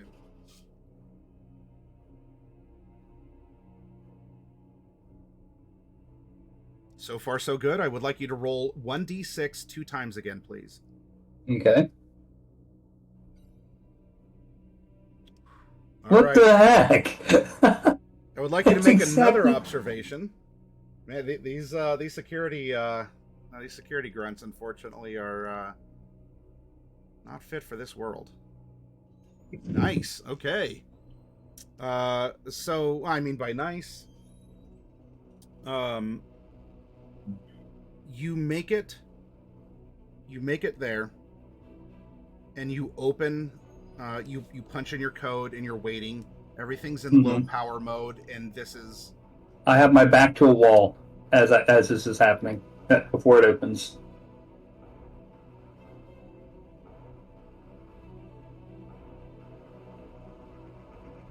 The safe opens, and as it does, you hear Sin say, "Master Guns, I think I hear something out there." Go on Overwatch, aim in at the door. Finger on trigger, ready to blast. Are you giving her a rifle too? Yeah. Okay, you're I'm throwing her one. Yeah. And... I'm pulling one and a magazine, slapping the magazine in, handing it to her. Okay.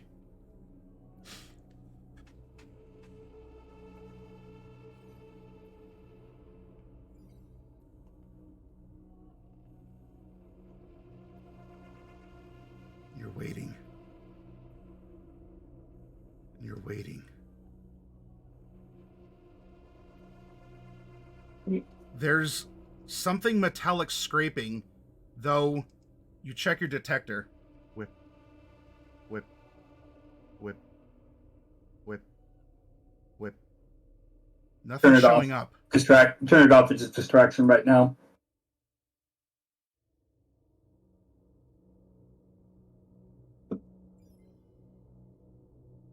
It's taking so long for this thing to open. It did. The event happened. Like the safe popped open. You could grab a rifle if you wanted to, and that's why I'm like, do you throw her a rifle also? And I grab one.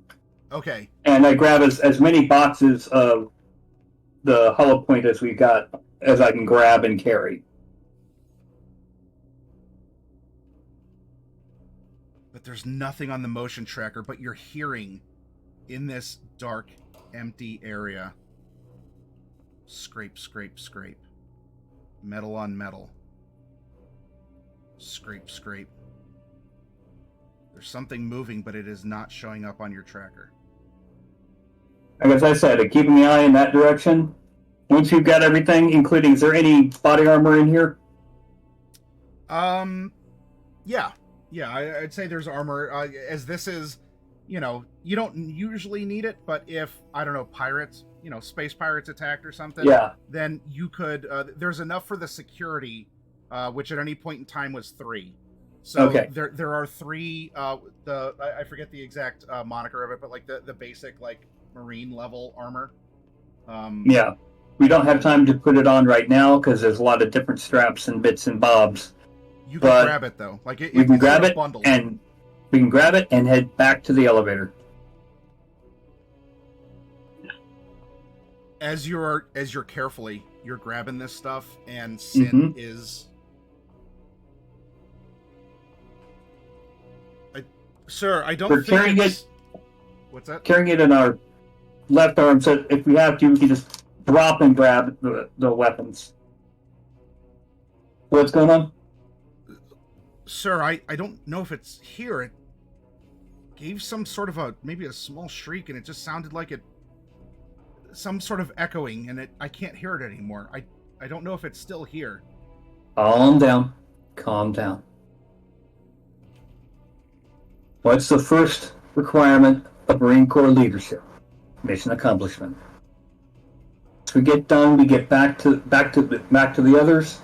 Then you can go ahead and breathe a nice long sigh of relief. Got it? And I'm going to use manipulation to try to calm her down. That'll be good. You'll have a few minutes later. And I'm going to throw in one of those fickle. And a fickle dice. Okay, so you'll have a +3 to this. Oh no. Uh-oh. Okay. And save the updated. Well, it's 1d6 plus 2, so it may not be too bad here. So on a 6, although what I will say is on a 1 to 6, you're keeping it together. You manage to keep your nerves in check. I'm not going to worry about it for the roll. This will increase your stress by 1 because there's a close encounter of some kind, and you are rushing to get things, but also making sure, no, grab this under here. Come on, stay focused. Go and get her. So you'll be at 3 stress, but I'm not worried about it for this. Okay. But while you're helping her, you are successful. You know, you're not keep it together. The scene from Airplane where they're trying to calm the lady in the seat. You know, it's You get line of 15 people waiting. Calm down! it's Everything not will like be that. fine! But No, you it's are- the lady panicking, and there's like this line of 15, 20 people waiting to slap her. And they got like a weapon, and like the further you get along, they have like weapons and shit. But Yeah. in this moment, maybe you weren't just trying to calm her. Your heart is racing too. This might get you thinking things, maybe of your past or of something that has happened or something that you're afraid of in the future. But you're keeping it together, and you're getting out of there. Mm-hmm. You have how many rifles are you taking? I'm assuming that there would be 3 rifles in here. Yes. And you would have 2 magazines of armor piercing and 2 magazines of hollow point Each. for each rifle. Yes. Yeah. Go ahead and take all of the hollow point, and let's make it 2 total magazines of the armor piercing. I don't think we'll need it, but just in case. Okay. And we're gonna load in. The rifles we're loading. We're gonna load in hollow point. Okay. So you keep it together. You know for sure that the correct ammo is loaded into your rifle and Sin's rifle, and you get out of there. And if you want to preload the third one too, then that's fine. So you know that you checked it, and No, you're not. that would be a bad idea. In fact, the second we get back to the others, we're unloading the rifles. Okay, To then. restore them loaded. So goes in. You know, there's the magazine count that lights up on the side of the display. Everything seems to be working in the short examination, and you book it back. Yeah. And it seems like there was something here, but it might be distracted. It doesn't make its presence known in your return back to Medbay. Now, speaking of Medbay, meanwhile, in Medbay, Cyril and Isaac. Right. He is writing the list. The others have left to do their missions, leaving you with a handful of NPCs and yourselves. What are you doing? Yep. My character is writing down the list of materials that the engineers here have basically told him. Of course, he's also asking for like spellings and stuff because kid, no more than 8. I mean, Milk Kid knows how to spell freaking Camouflage. Yeah. Yeah. So like, but beyond the details, what is your goal while you two are here? What are you hoping to pursue, discover, or obtain? Is there anything that we can do on our end to make sure that we know what's going on? I wanted to get the engineer to look at where the red lines along the ship outside are. Okay. Because they're so clearly delineated.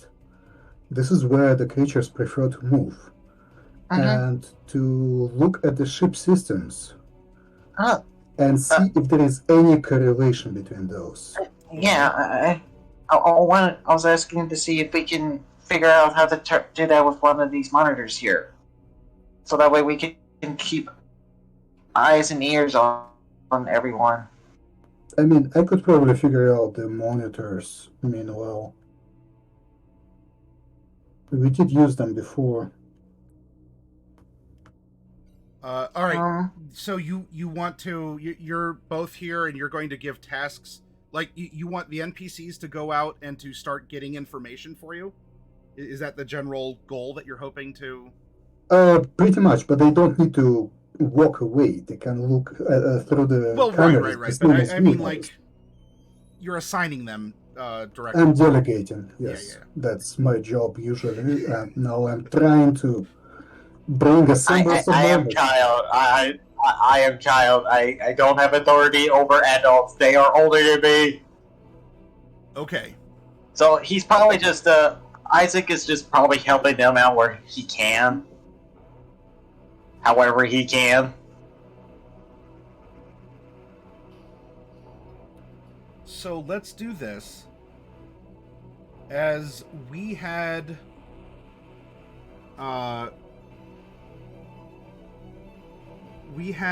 several encounters or would-be encounters that had happened here. I want you to think of 4 things you would like to learn from me about the current situation, a possible address of something. Like, I'm gonna have you roll for 4 different pieces of information you can glean before everyone gets back and is putting things together back as a group. So what is the first thing that you would like to try and find out? It was the conduits, right? What I'm Okay. trying to figure out is I'll give you what I'm trying to figure out, and I will give you how I'm trying to figure out, and you can tell me whether my plan is not how you see it, and whether I Okay. should probably modify it. Okay, so first of all, I want to know what these creatures are attracted to, because we have a clear pathways of where it moves along the outside of the ship, and we have previous conjectures that lead us to believe that it is somehow sensitive to high power signatures on the ship. Okay.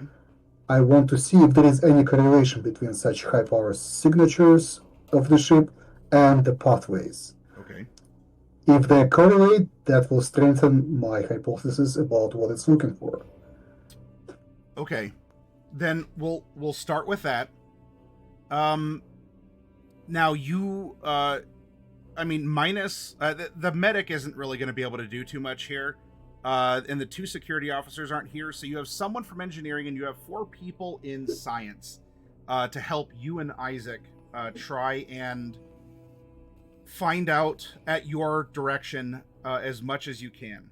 So with our 4, I guess, like, opportunities to learn, we're going to start here and see if it spills over into the other slots that you have available in this time. One more thing I yeah. definitely need to find out is Isaac have seen the conduits where these creatures have passed through. The engineers know the insulations used on the ship, and the scientists might or might not be useful here. They can do the basic research on the subject, like wiki research, whatever there is available close by. But I need to find out if these creatures actually avoid insulated materials, as I had conjectured before, Okay. or if it's specific to very specific ones. Sure. So what we could do, we can treat the NPCs as I guess some bonus dice here. If you're looking for something that is more data, then that would be the scientists in a scientific style role. Engineering would be more like the context, right? Because it's what is containing the data. And hopefully, as you ask your questions and you either learn data or context, you might be able to put those together and get information as a blend of the 2 here. Now, you're welcome to come up with, on your own, or to have your own conjecture, as you are operating as, as a PC and not an NPC. But these would just be a mechanical way to help with these kinds of roles here. So, the first learning about the power here. This would be, I guess, more about the engineering, because you want to learn about the shape of the ship, the actual, the vessel that holds the energy and has the veins and the wires, kind of a thing. So let's. How can we? We could probably roll this as a Comtech, unless you have an alternative that you would like to do, Cyril or Isaac. Either of you. I think this is literally an intersection of Comtech and observation, because I need to notice the correlation between two sets of data. It is. I'm unfortunately, I'm going to bastardize science, and I'm going to just use this as I'm adding dice to your dice pool. So I'm sorry. I don't want to break your heart as a scientist. Like IRL, a man of science. But as a GM with experience, I have no merely issues. Just assistance in rolling. So. So what would you like to use Comtech? Do you have something else that you'd like to approach this as? No, I think it's Comtech is fine. Sure. If you want me observation or Comtech, it's a 1 die difference. We'll use Comtech here. And Isaac, do you have any training in Comtech at all? No, Okay. he does not. Okay. He doesn't know the first thing when it comes to Comtech. Yeah, you fly on instinct. That's fine. You survived half out of the one simulation that you've been in, so that's a winning record. Yeah, one simulation versus All right. So recent events. Comtech plus 3.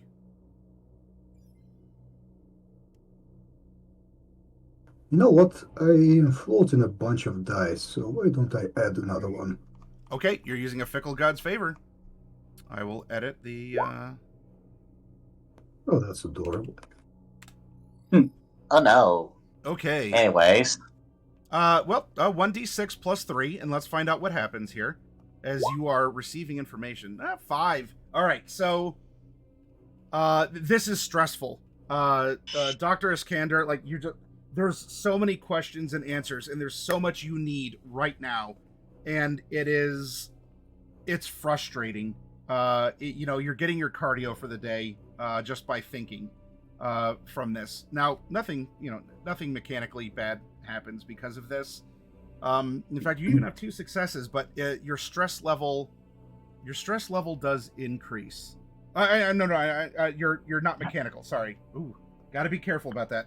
You are feeling warm, right? That's roleplay, not mechanical stress. Sorry. I'm sweating as fuck. Yeah, right.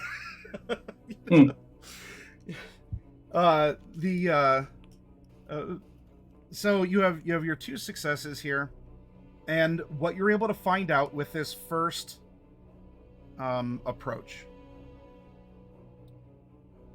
is the paths that are followed on the exterior of the ship are following the major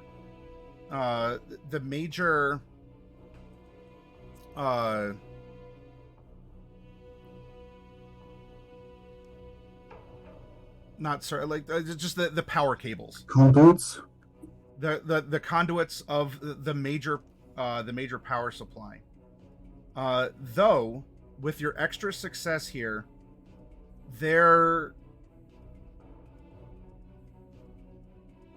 it does seem to be drawn as something that it attracts to the expenditure of power or an emanation of it, especially now that you're collecting this and you know that on the outside it's following even the faintest little bit of a hum or a signal or something.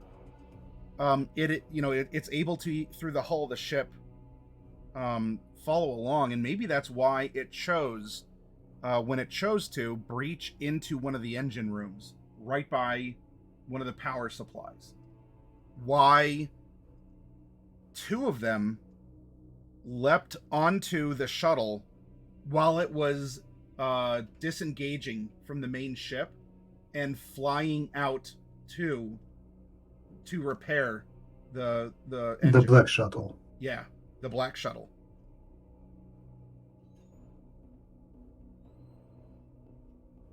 And while you did uncover in our last session that it seems like low-level stuff, it seemingly either absorbs or it doesn't interact with. But high-level, because the hypothesis was when the one UPP ship self-destructed,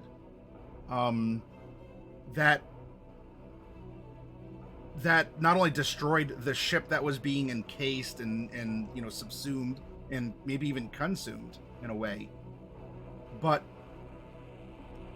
there were a few of these creatures apparently hanging out, such that during the one shuttle as it approached.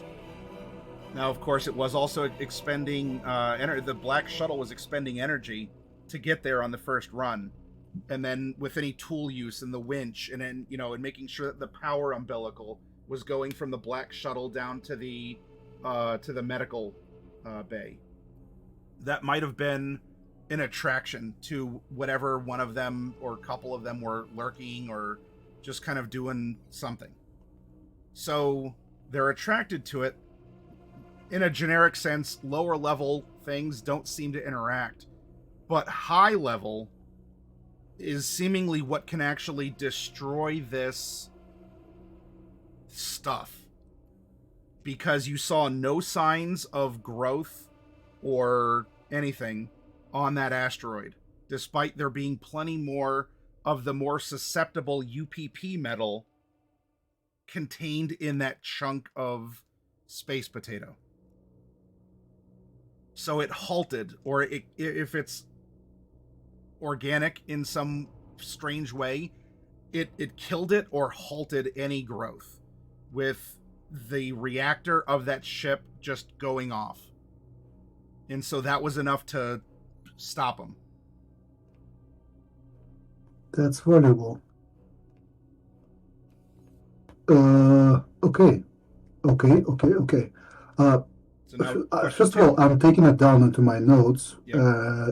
and I hope you will allow me to use it as interaction with my relaxation device to drop the stress level by sure, 1. yeah, if that's your because it's your notepad, I think. So yeah, you're doing this. You can drop your stress level as you're pondering this, and more information diminishes fear.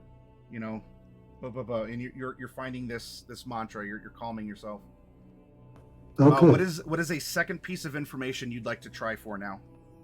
The second piece of information, I actually wanted another one, but now that I'm thinking about it, I have samples of the dead red rust, Yes. and I have samples of the living red rust. Yes. I want to have them compared, see the difference in structure, and see how I can disable or kill it.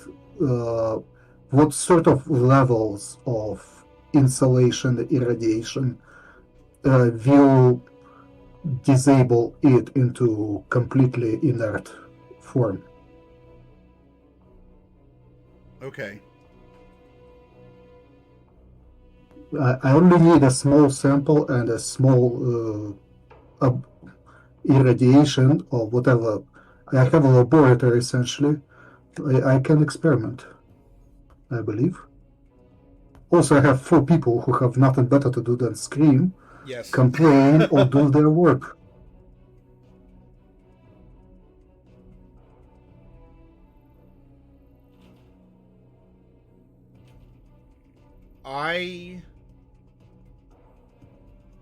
If you are, if you're willing to do so, we're going to apply a little bit of some sci-fi logic here, in order to try and recreate enough of a energy supply that could help you find this threshold.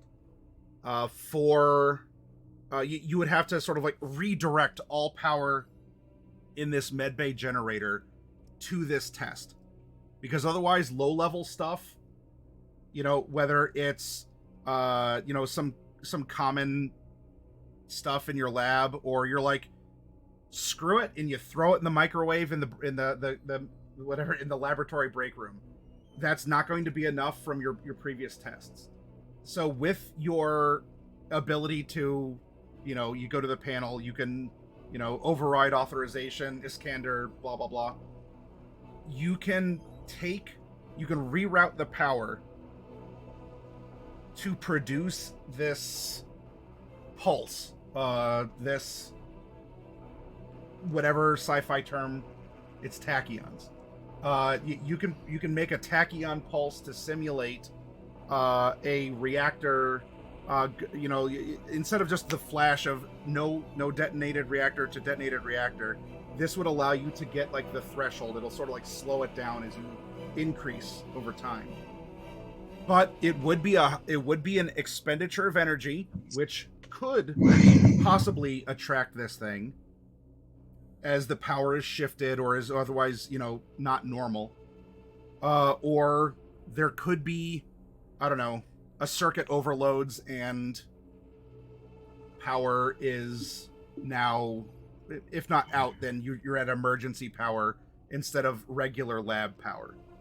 Well, burning out lab equipment is nothing unusual in our line of work. We have engineer on hand. Okay. We should be able to fix it. I hope it will not slow down our other finding out.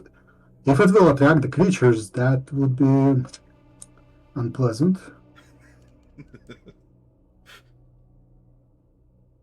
It's still worth a try. Okay.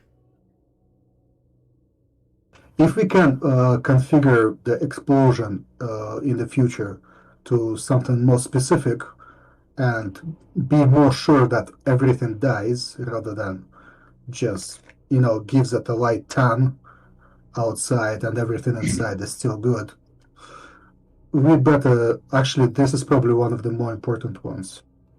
All right. So with your authorization, we're going to do this. And Isaac, Mm-hmm. the way the test can come about here, because Dr. Iskander is a pilot himself as well, but with the way that this is going to have to be redirected, he's going to have to be actively reading monitors, the engineers like reconnecting this or that. You are effectively going to be at the helm of the experiment, and you have the throttle to produce or reduce the energy going into the experiment. Yep. So Totally no not pressure, nervous. but literally, if you fail, you're dead. So, okay, now that's clear. Totally 100% not nervous, but it looks on the outside. But if anyone were to ask him, he would say, he's very, very, very, very, very, very, very, very scared that this is probably going to be very likely to blow up. All right. Technically, he is the best qualified of us around here. He's young. He's got the reflexes. It's from all the video games. But unfortunately, it's also rotted his brain. All right, Isaac, you are sitting down and okay, no pressure. No pressure. Isaac, the display comes up. Here is the ship. Here's the power readings. And okay. It's just like the simulator. Focus. And so things are beeping, and you got to keep things in alignment. You got to listen to Cyril, just like you had to listen to Yivin back aboard. No, I can't think about that right now. Yeah, he is trying his best right now. Think of it this way. If you succeed, that might be your shot to kill the bad things. Yeah, that is the part that's basically trying to keep him going. And honestly, I'm kind of tempted to use a big ol' dial on this, but at the same time, I want to save it for later. Well, you have 3 available. No. You can use one if you want. You know what? I'm feeling frisky tonight. I'm gonna use one. Okay. Frisky. All right, Isaac's down to 2, and I've updated your document in our super secret chat. All right, Isaac. Okay. You're at the controls. This is. Come on. He's taking deep breaths. I'm assuming this is a pilot roll. This is going to be a pilot at a +1 here, as the other crew has worked to reroute power supplies and has tried to do everything that they can here. Oh, please work, please work, please work, please don't blow up.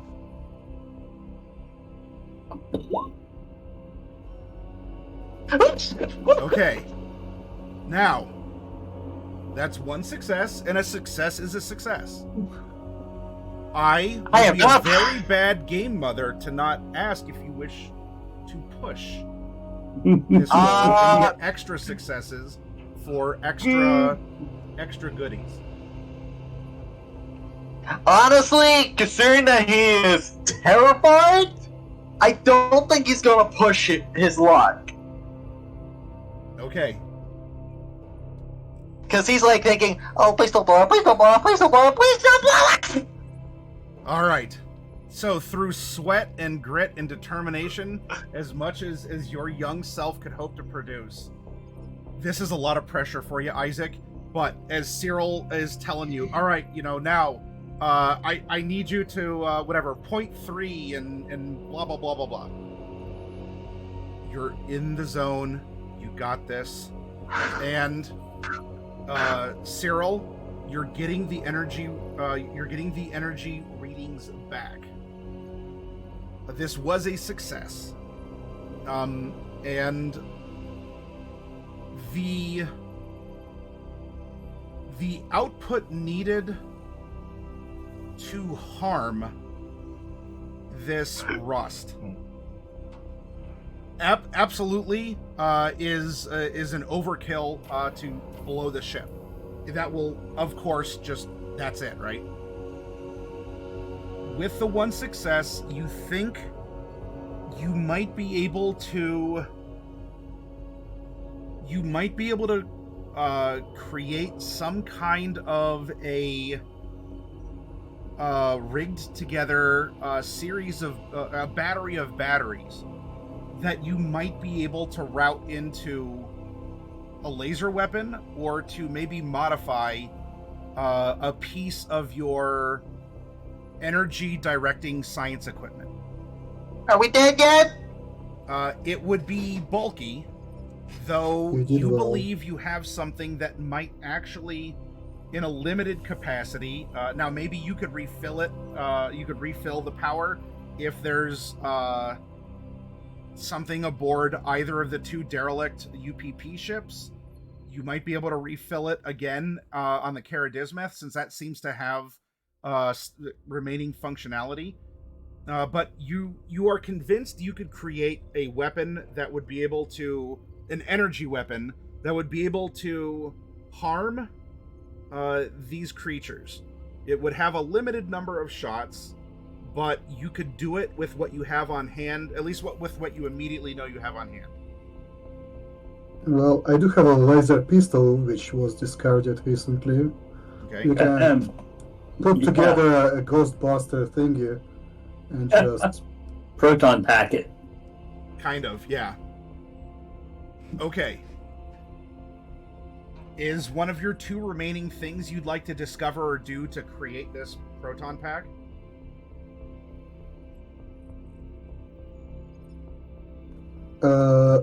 Well, to discuss, Okay, we already have a general idea of how to harm these things. Yeah. How to harm the rust, at least. I presume if it can harm the rust, it might be able to harm the host as well. Okay, so we did not blow up. Right? We did not. No, you did very well, kiddo. Yet. Yeah, he has a look of like pure terror on his face. Now we'll need to put that thing together, probably with the engineer. Yep. Also, actually, Gunner wouldn't be back yet, so I wouldn't know that. So I would be testing what sort of insulative materials would be also impermeable by the red rust. Well, starting with the, cellulose and the ceramics, which we already know, and trying out all sort of plastics which are used for insulating power conduits Okay. and such materials. Especially, I would be interested in what sort of duct tape, the space duct tape that the engineers use to fix the power conduit. Yeah, on the the ship. space fix-a-flat. You just squirt it into all the holes in the breach, and It is space duct tape. Yep. It is the Force. It has dark side, light side, holds the universe together. Pretty much. All right, so this is some materials testing. Sure. Dr. Iskander, I think this would be a pretty easy observation as you're trying different combinations.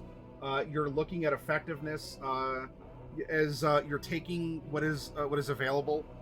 For any of you who have seen the Apollo 13 movie, when the scientists back at the NASA base get all of the stuff that they know the rocket has, and they throw it on a table and say, we got to make a carbon dioxide scrubber out of a sock, a tube, and some gum, right? That's Dr. Iskander, this is kind of you. I mean, maybe you're not. I also need a paper clip, but you do good here. Well, I don't know. That's an unreasonable request. Well, we all know that the paperclip's just to pick your teeth with. So, Doctor, you and everyone else, you have these. I mean, you're in the lab too, which would probably have more of samples or something. You have the engineer. You throw the stuff on the table, and you're like, we need to figure out an insulator, or we need to figure out, something that can reduce the energy signals or the whatever. Again, you can use technobabble terms. We need to know have what a this shit tachyon doesn't dampener or something. I'm sorry, go ahead. We need to know what the red rust will refuse to eat. Yes. So, with everyone working on this, go ahead and Isaac, do you have any training and observation? I think you did, right? Yes, I do. Okay. Or at least I believe I do. Yes. Okay. This is something you can absolutely help with, even if it's Dr. Iskander saying, listen, kid, if this light turns red, just let me know. And you're like, got it. So actually, Isaac would be hugely useful because he crawled through Cicada for a full month. And yes, he has seen a lot of materials not been eaten. Oh. Wait, why do I feel like I'm about to be voluntold for something? Good instinct to have. Maybe not applicable, but still a good instinct to have. All right, let's do this then, Isaac. I would like you, as you're recalling things here, I would like you to make a heavy machinery roll. I don't got anything in heavy machinery, so I'm just basically rolling a big old fat strength. Unless you want to fickle God's favor, you have 2 points remaining. I'm not gonna. Well, I guess I could use one of them. What do you guys think? I'm asking the party. Should I use another one or no? I'll tell you mechanically as the GM, if you succeed here, then I'm going to automatically add another success to any successes rolled on what is going to happen next.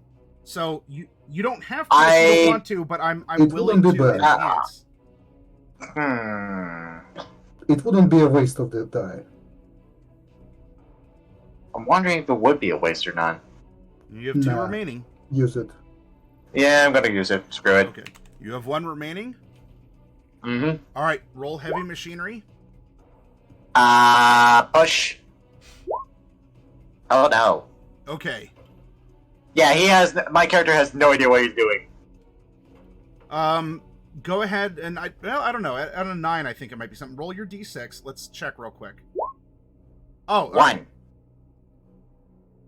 I go to 4. Man, Isaac, now you're getting the sweats. Yeah, and as you're recalling, yeah, you were crawling through the ducts. There was these pipes. They kind of had little wiggles on them, and there were wires. I remember. Dr. Iskander, I remember some of the wires were yellow. And, you know, Cyril, you're like, okay, well. Is it like dark yellow, like the polymer yellow, or is it just like yellow? Unfortunately, Isaac is just stressing, and Isaac, as you're remembering crawling through the ducts to play and explore, to also avoid bullies, and also fighting for your life aboard your family ship. I wasn't really paying attention. I was trying to live and survive. It's okay. It's okay. It's okay. It's all good. So You this probably won't die because of it. It's not going to harm this. And you still have help here, but it won't be an extra bonus success is all. But that being said, with the observation you're undertaking, this is observation plus 4, Doctor.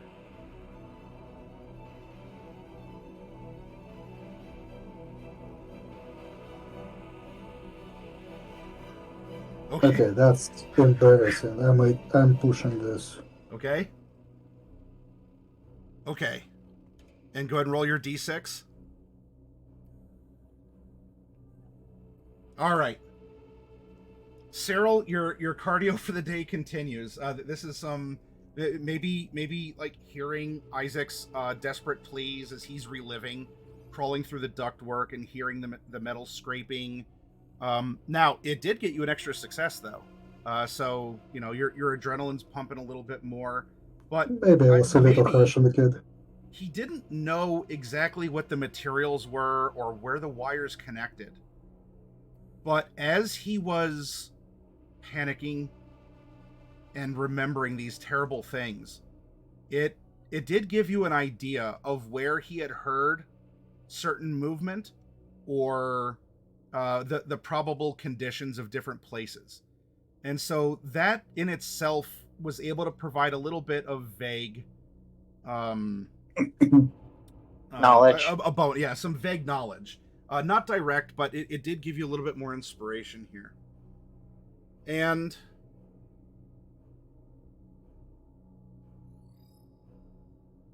well,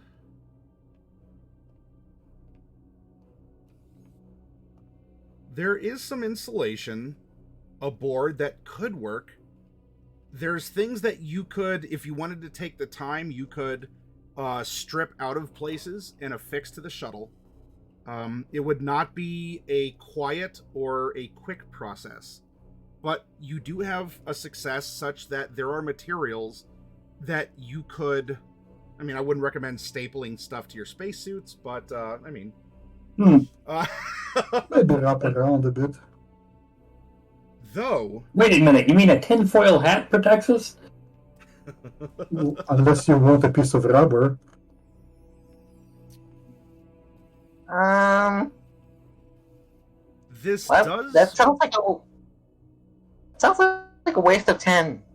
With your extra success, however, while there are things that could dampen electricity or some signal, you might have a way to amplify. And to that point, people can be blinded by darkness where you can't see anything. People might be able to be blinded by light as well. Wrapped up like a deuce under the corner of the night. And this ship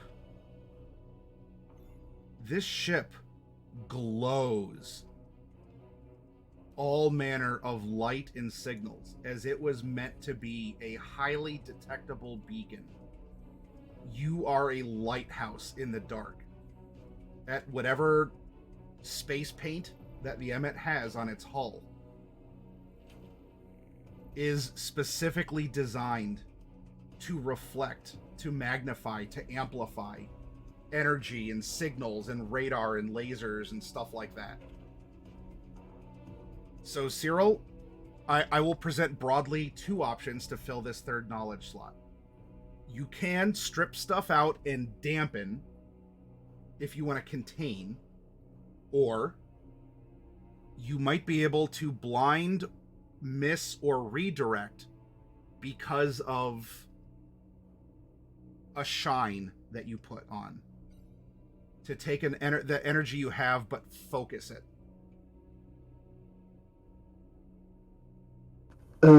Okay. Here's my thought process. First of all, the hitchhikers which we picked up jumped towards our ship at some point because they could see it so well in the dark.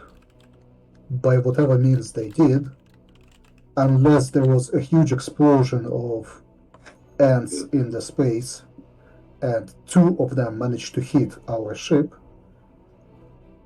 most likely they've launched themselves in the direction of our ship.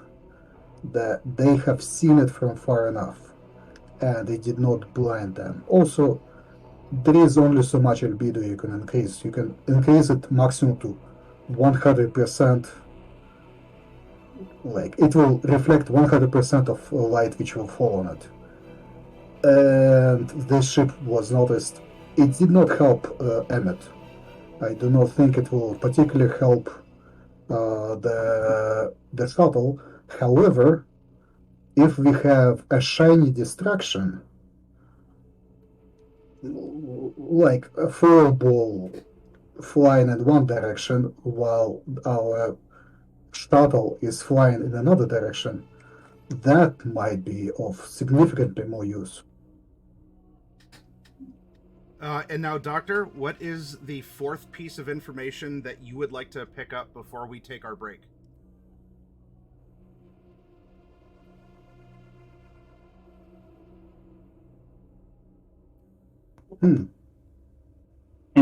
Isaac, do you have any ideas? I might have been a bit too square in my thinking. I need fresh perspective. All right, Isaac? Oh, sorry, I was doing some reading. Text message. The doctor feels that he's been too square in his thinking and would like an outside perspective.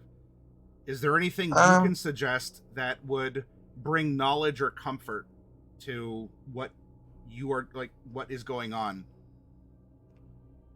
Sorry, what? We have a team of scientists who are trying to figure out how to increase our chances of success. We figured out how to make a weapon to clean up the red dust and maybe hurt the things which are spreading the red dust. We figured out how to hide our shuttle from any hitchhikers, either by hiding the shuttle itself, wrapping it in the invisible cloak, or throwing away a ball of shiny matter to distract them to play with, or both. We have a way to get off the ship, probably without a passenger. We have figured out... What else did we figure out? Oh, we figured out that they are looking for power signatures. We knew that before, but at this point we are certain they are.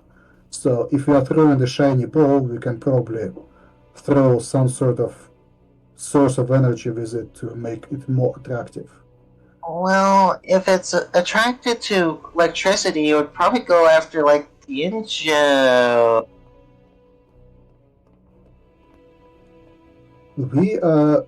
I'm looking for another I line just of realized something. Ooh, do tell. You know how we've been lacking on power recently? Mm-hmm.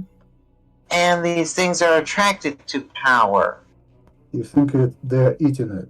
I thought so too. I'm not sure how to test it. I'm not certain either. But assuming that they're eating the energy to sustain themselves, other than us,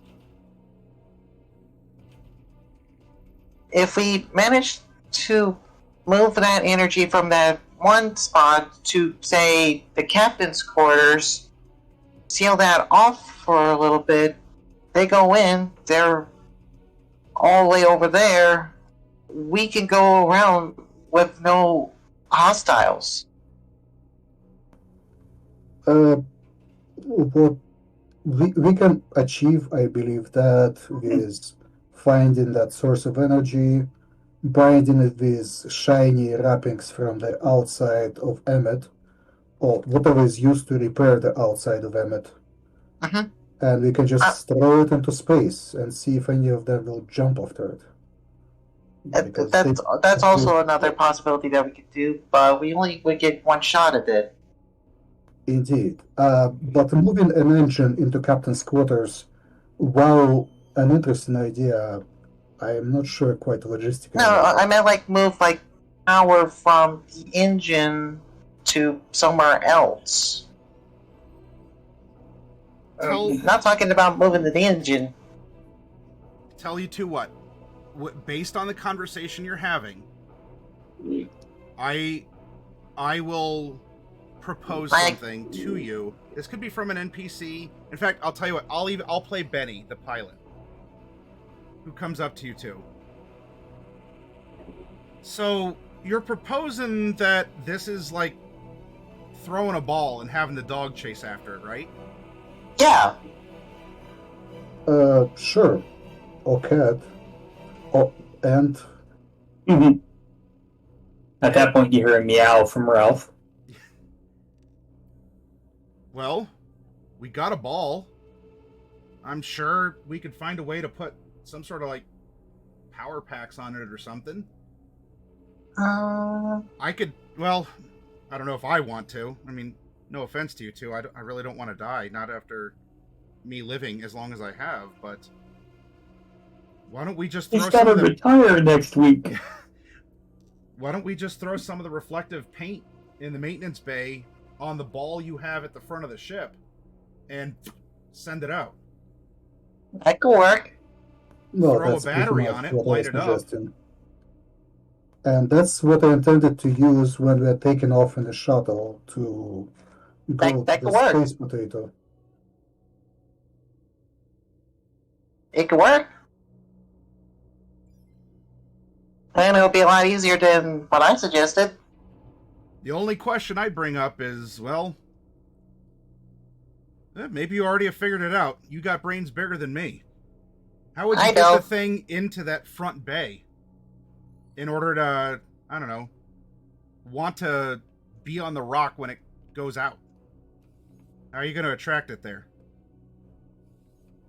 Well, And as loath as I am, we do have a sample, sizable rock. well, yeah, that's the one he was talking about, making the tennis ball. It's in the. It's exactly where it can be picked up by a claw and thrown out. Yep. And at this point here, because if only for me, I'm going to be selfish and say I really need to get up and take a break. At that moment that Benny has proposed this idea, you have Jim and Sin coming in loaded up with guns and armor. Hey. And then from the elevator coming up, they're like walking from where the elevator is, Danner in an EVA suit covered in blood and chunks. And also no second security guard. And from all three of them, you're going to hear, "You're not going to believe what just happened." No, I don't say it. Well, I'm saying it for comedic thing. You don't have to. But Well, I gotta believe go. So that I can't believe I've held it this long. Hang on, everyone. We're going to take maybe a 10-minute break. Stretch, do what you got to do. And we're going to come back and see what happens with this knowledge. Hopefully we won't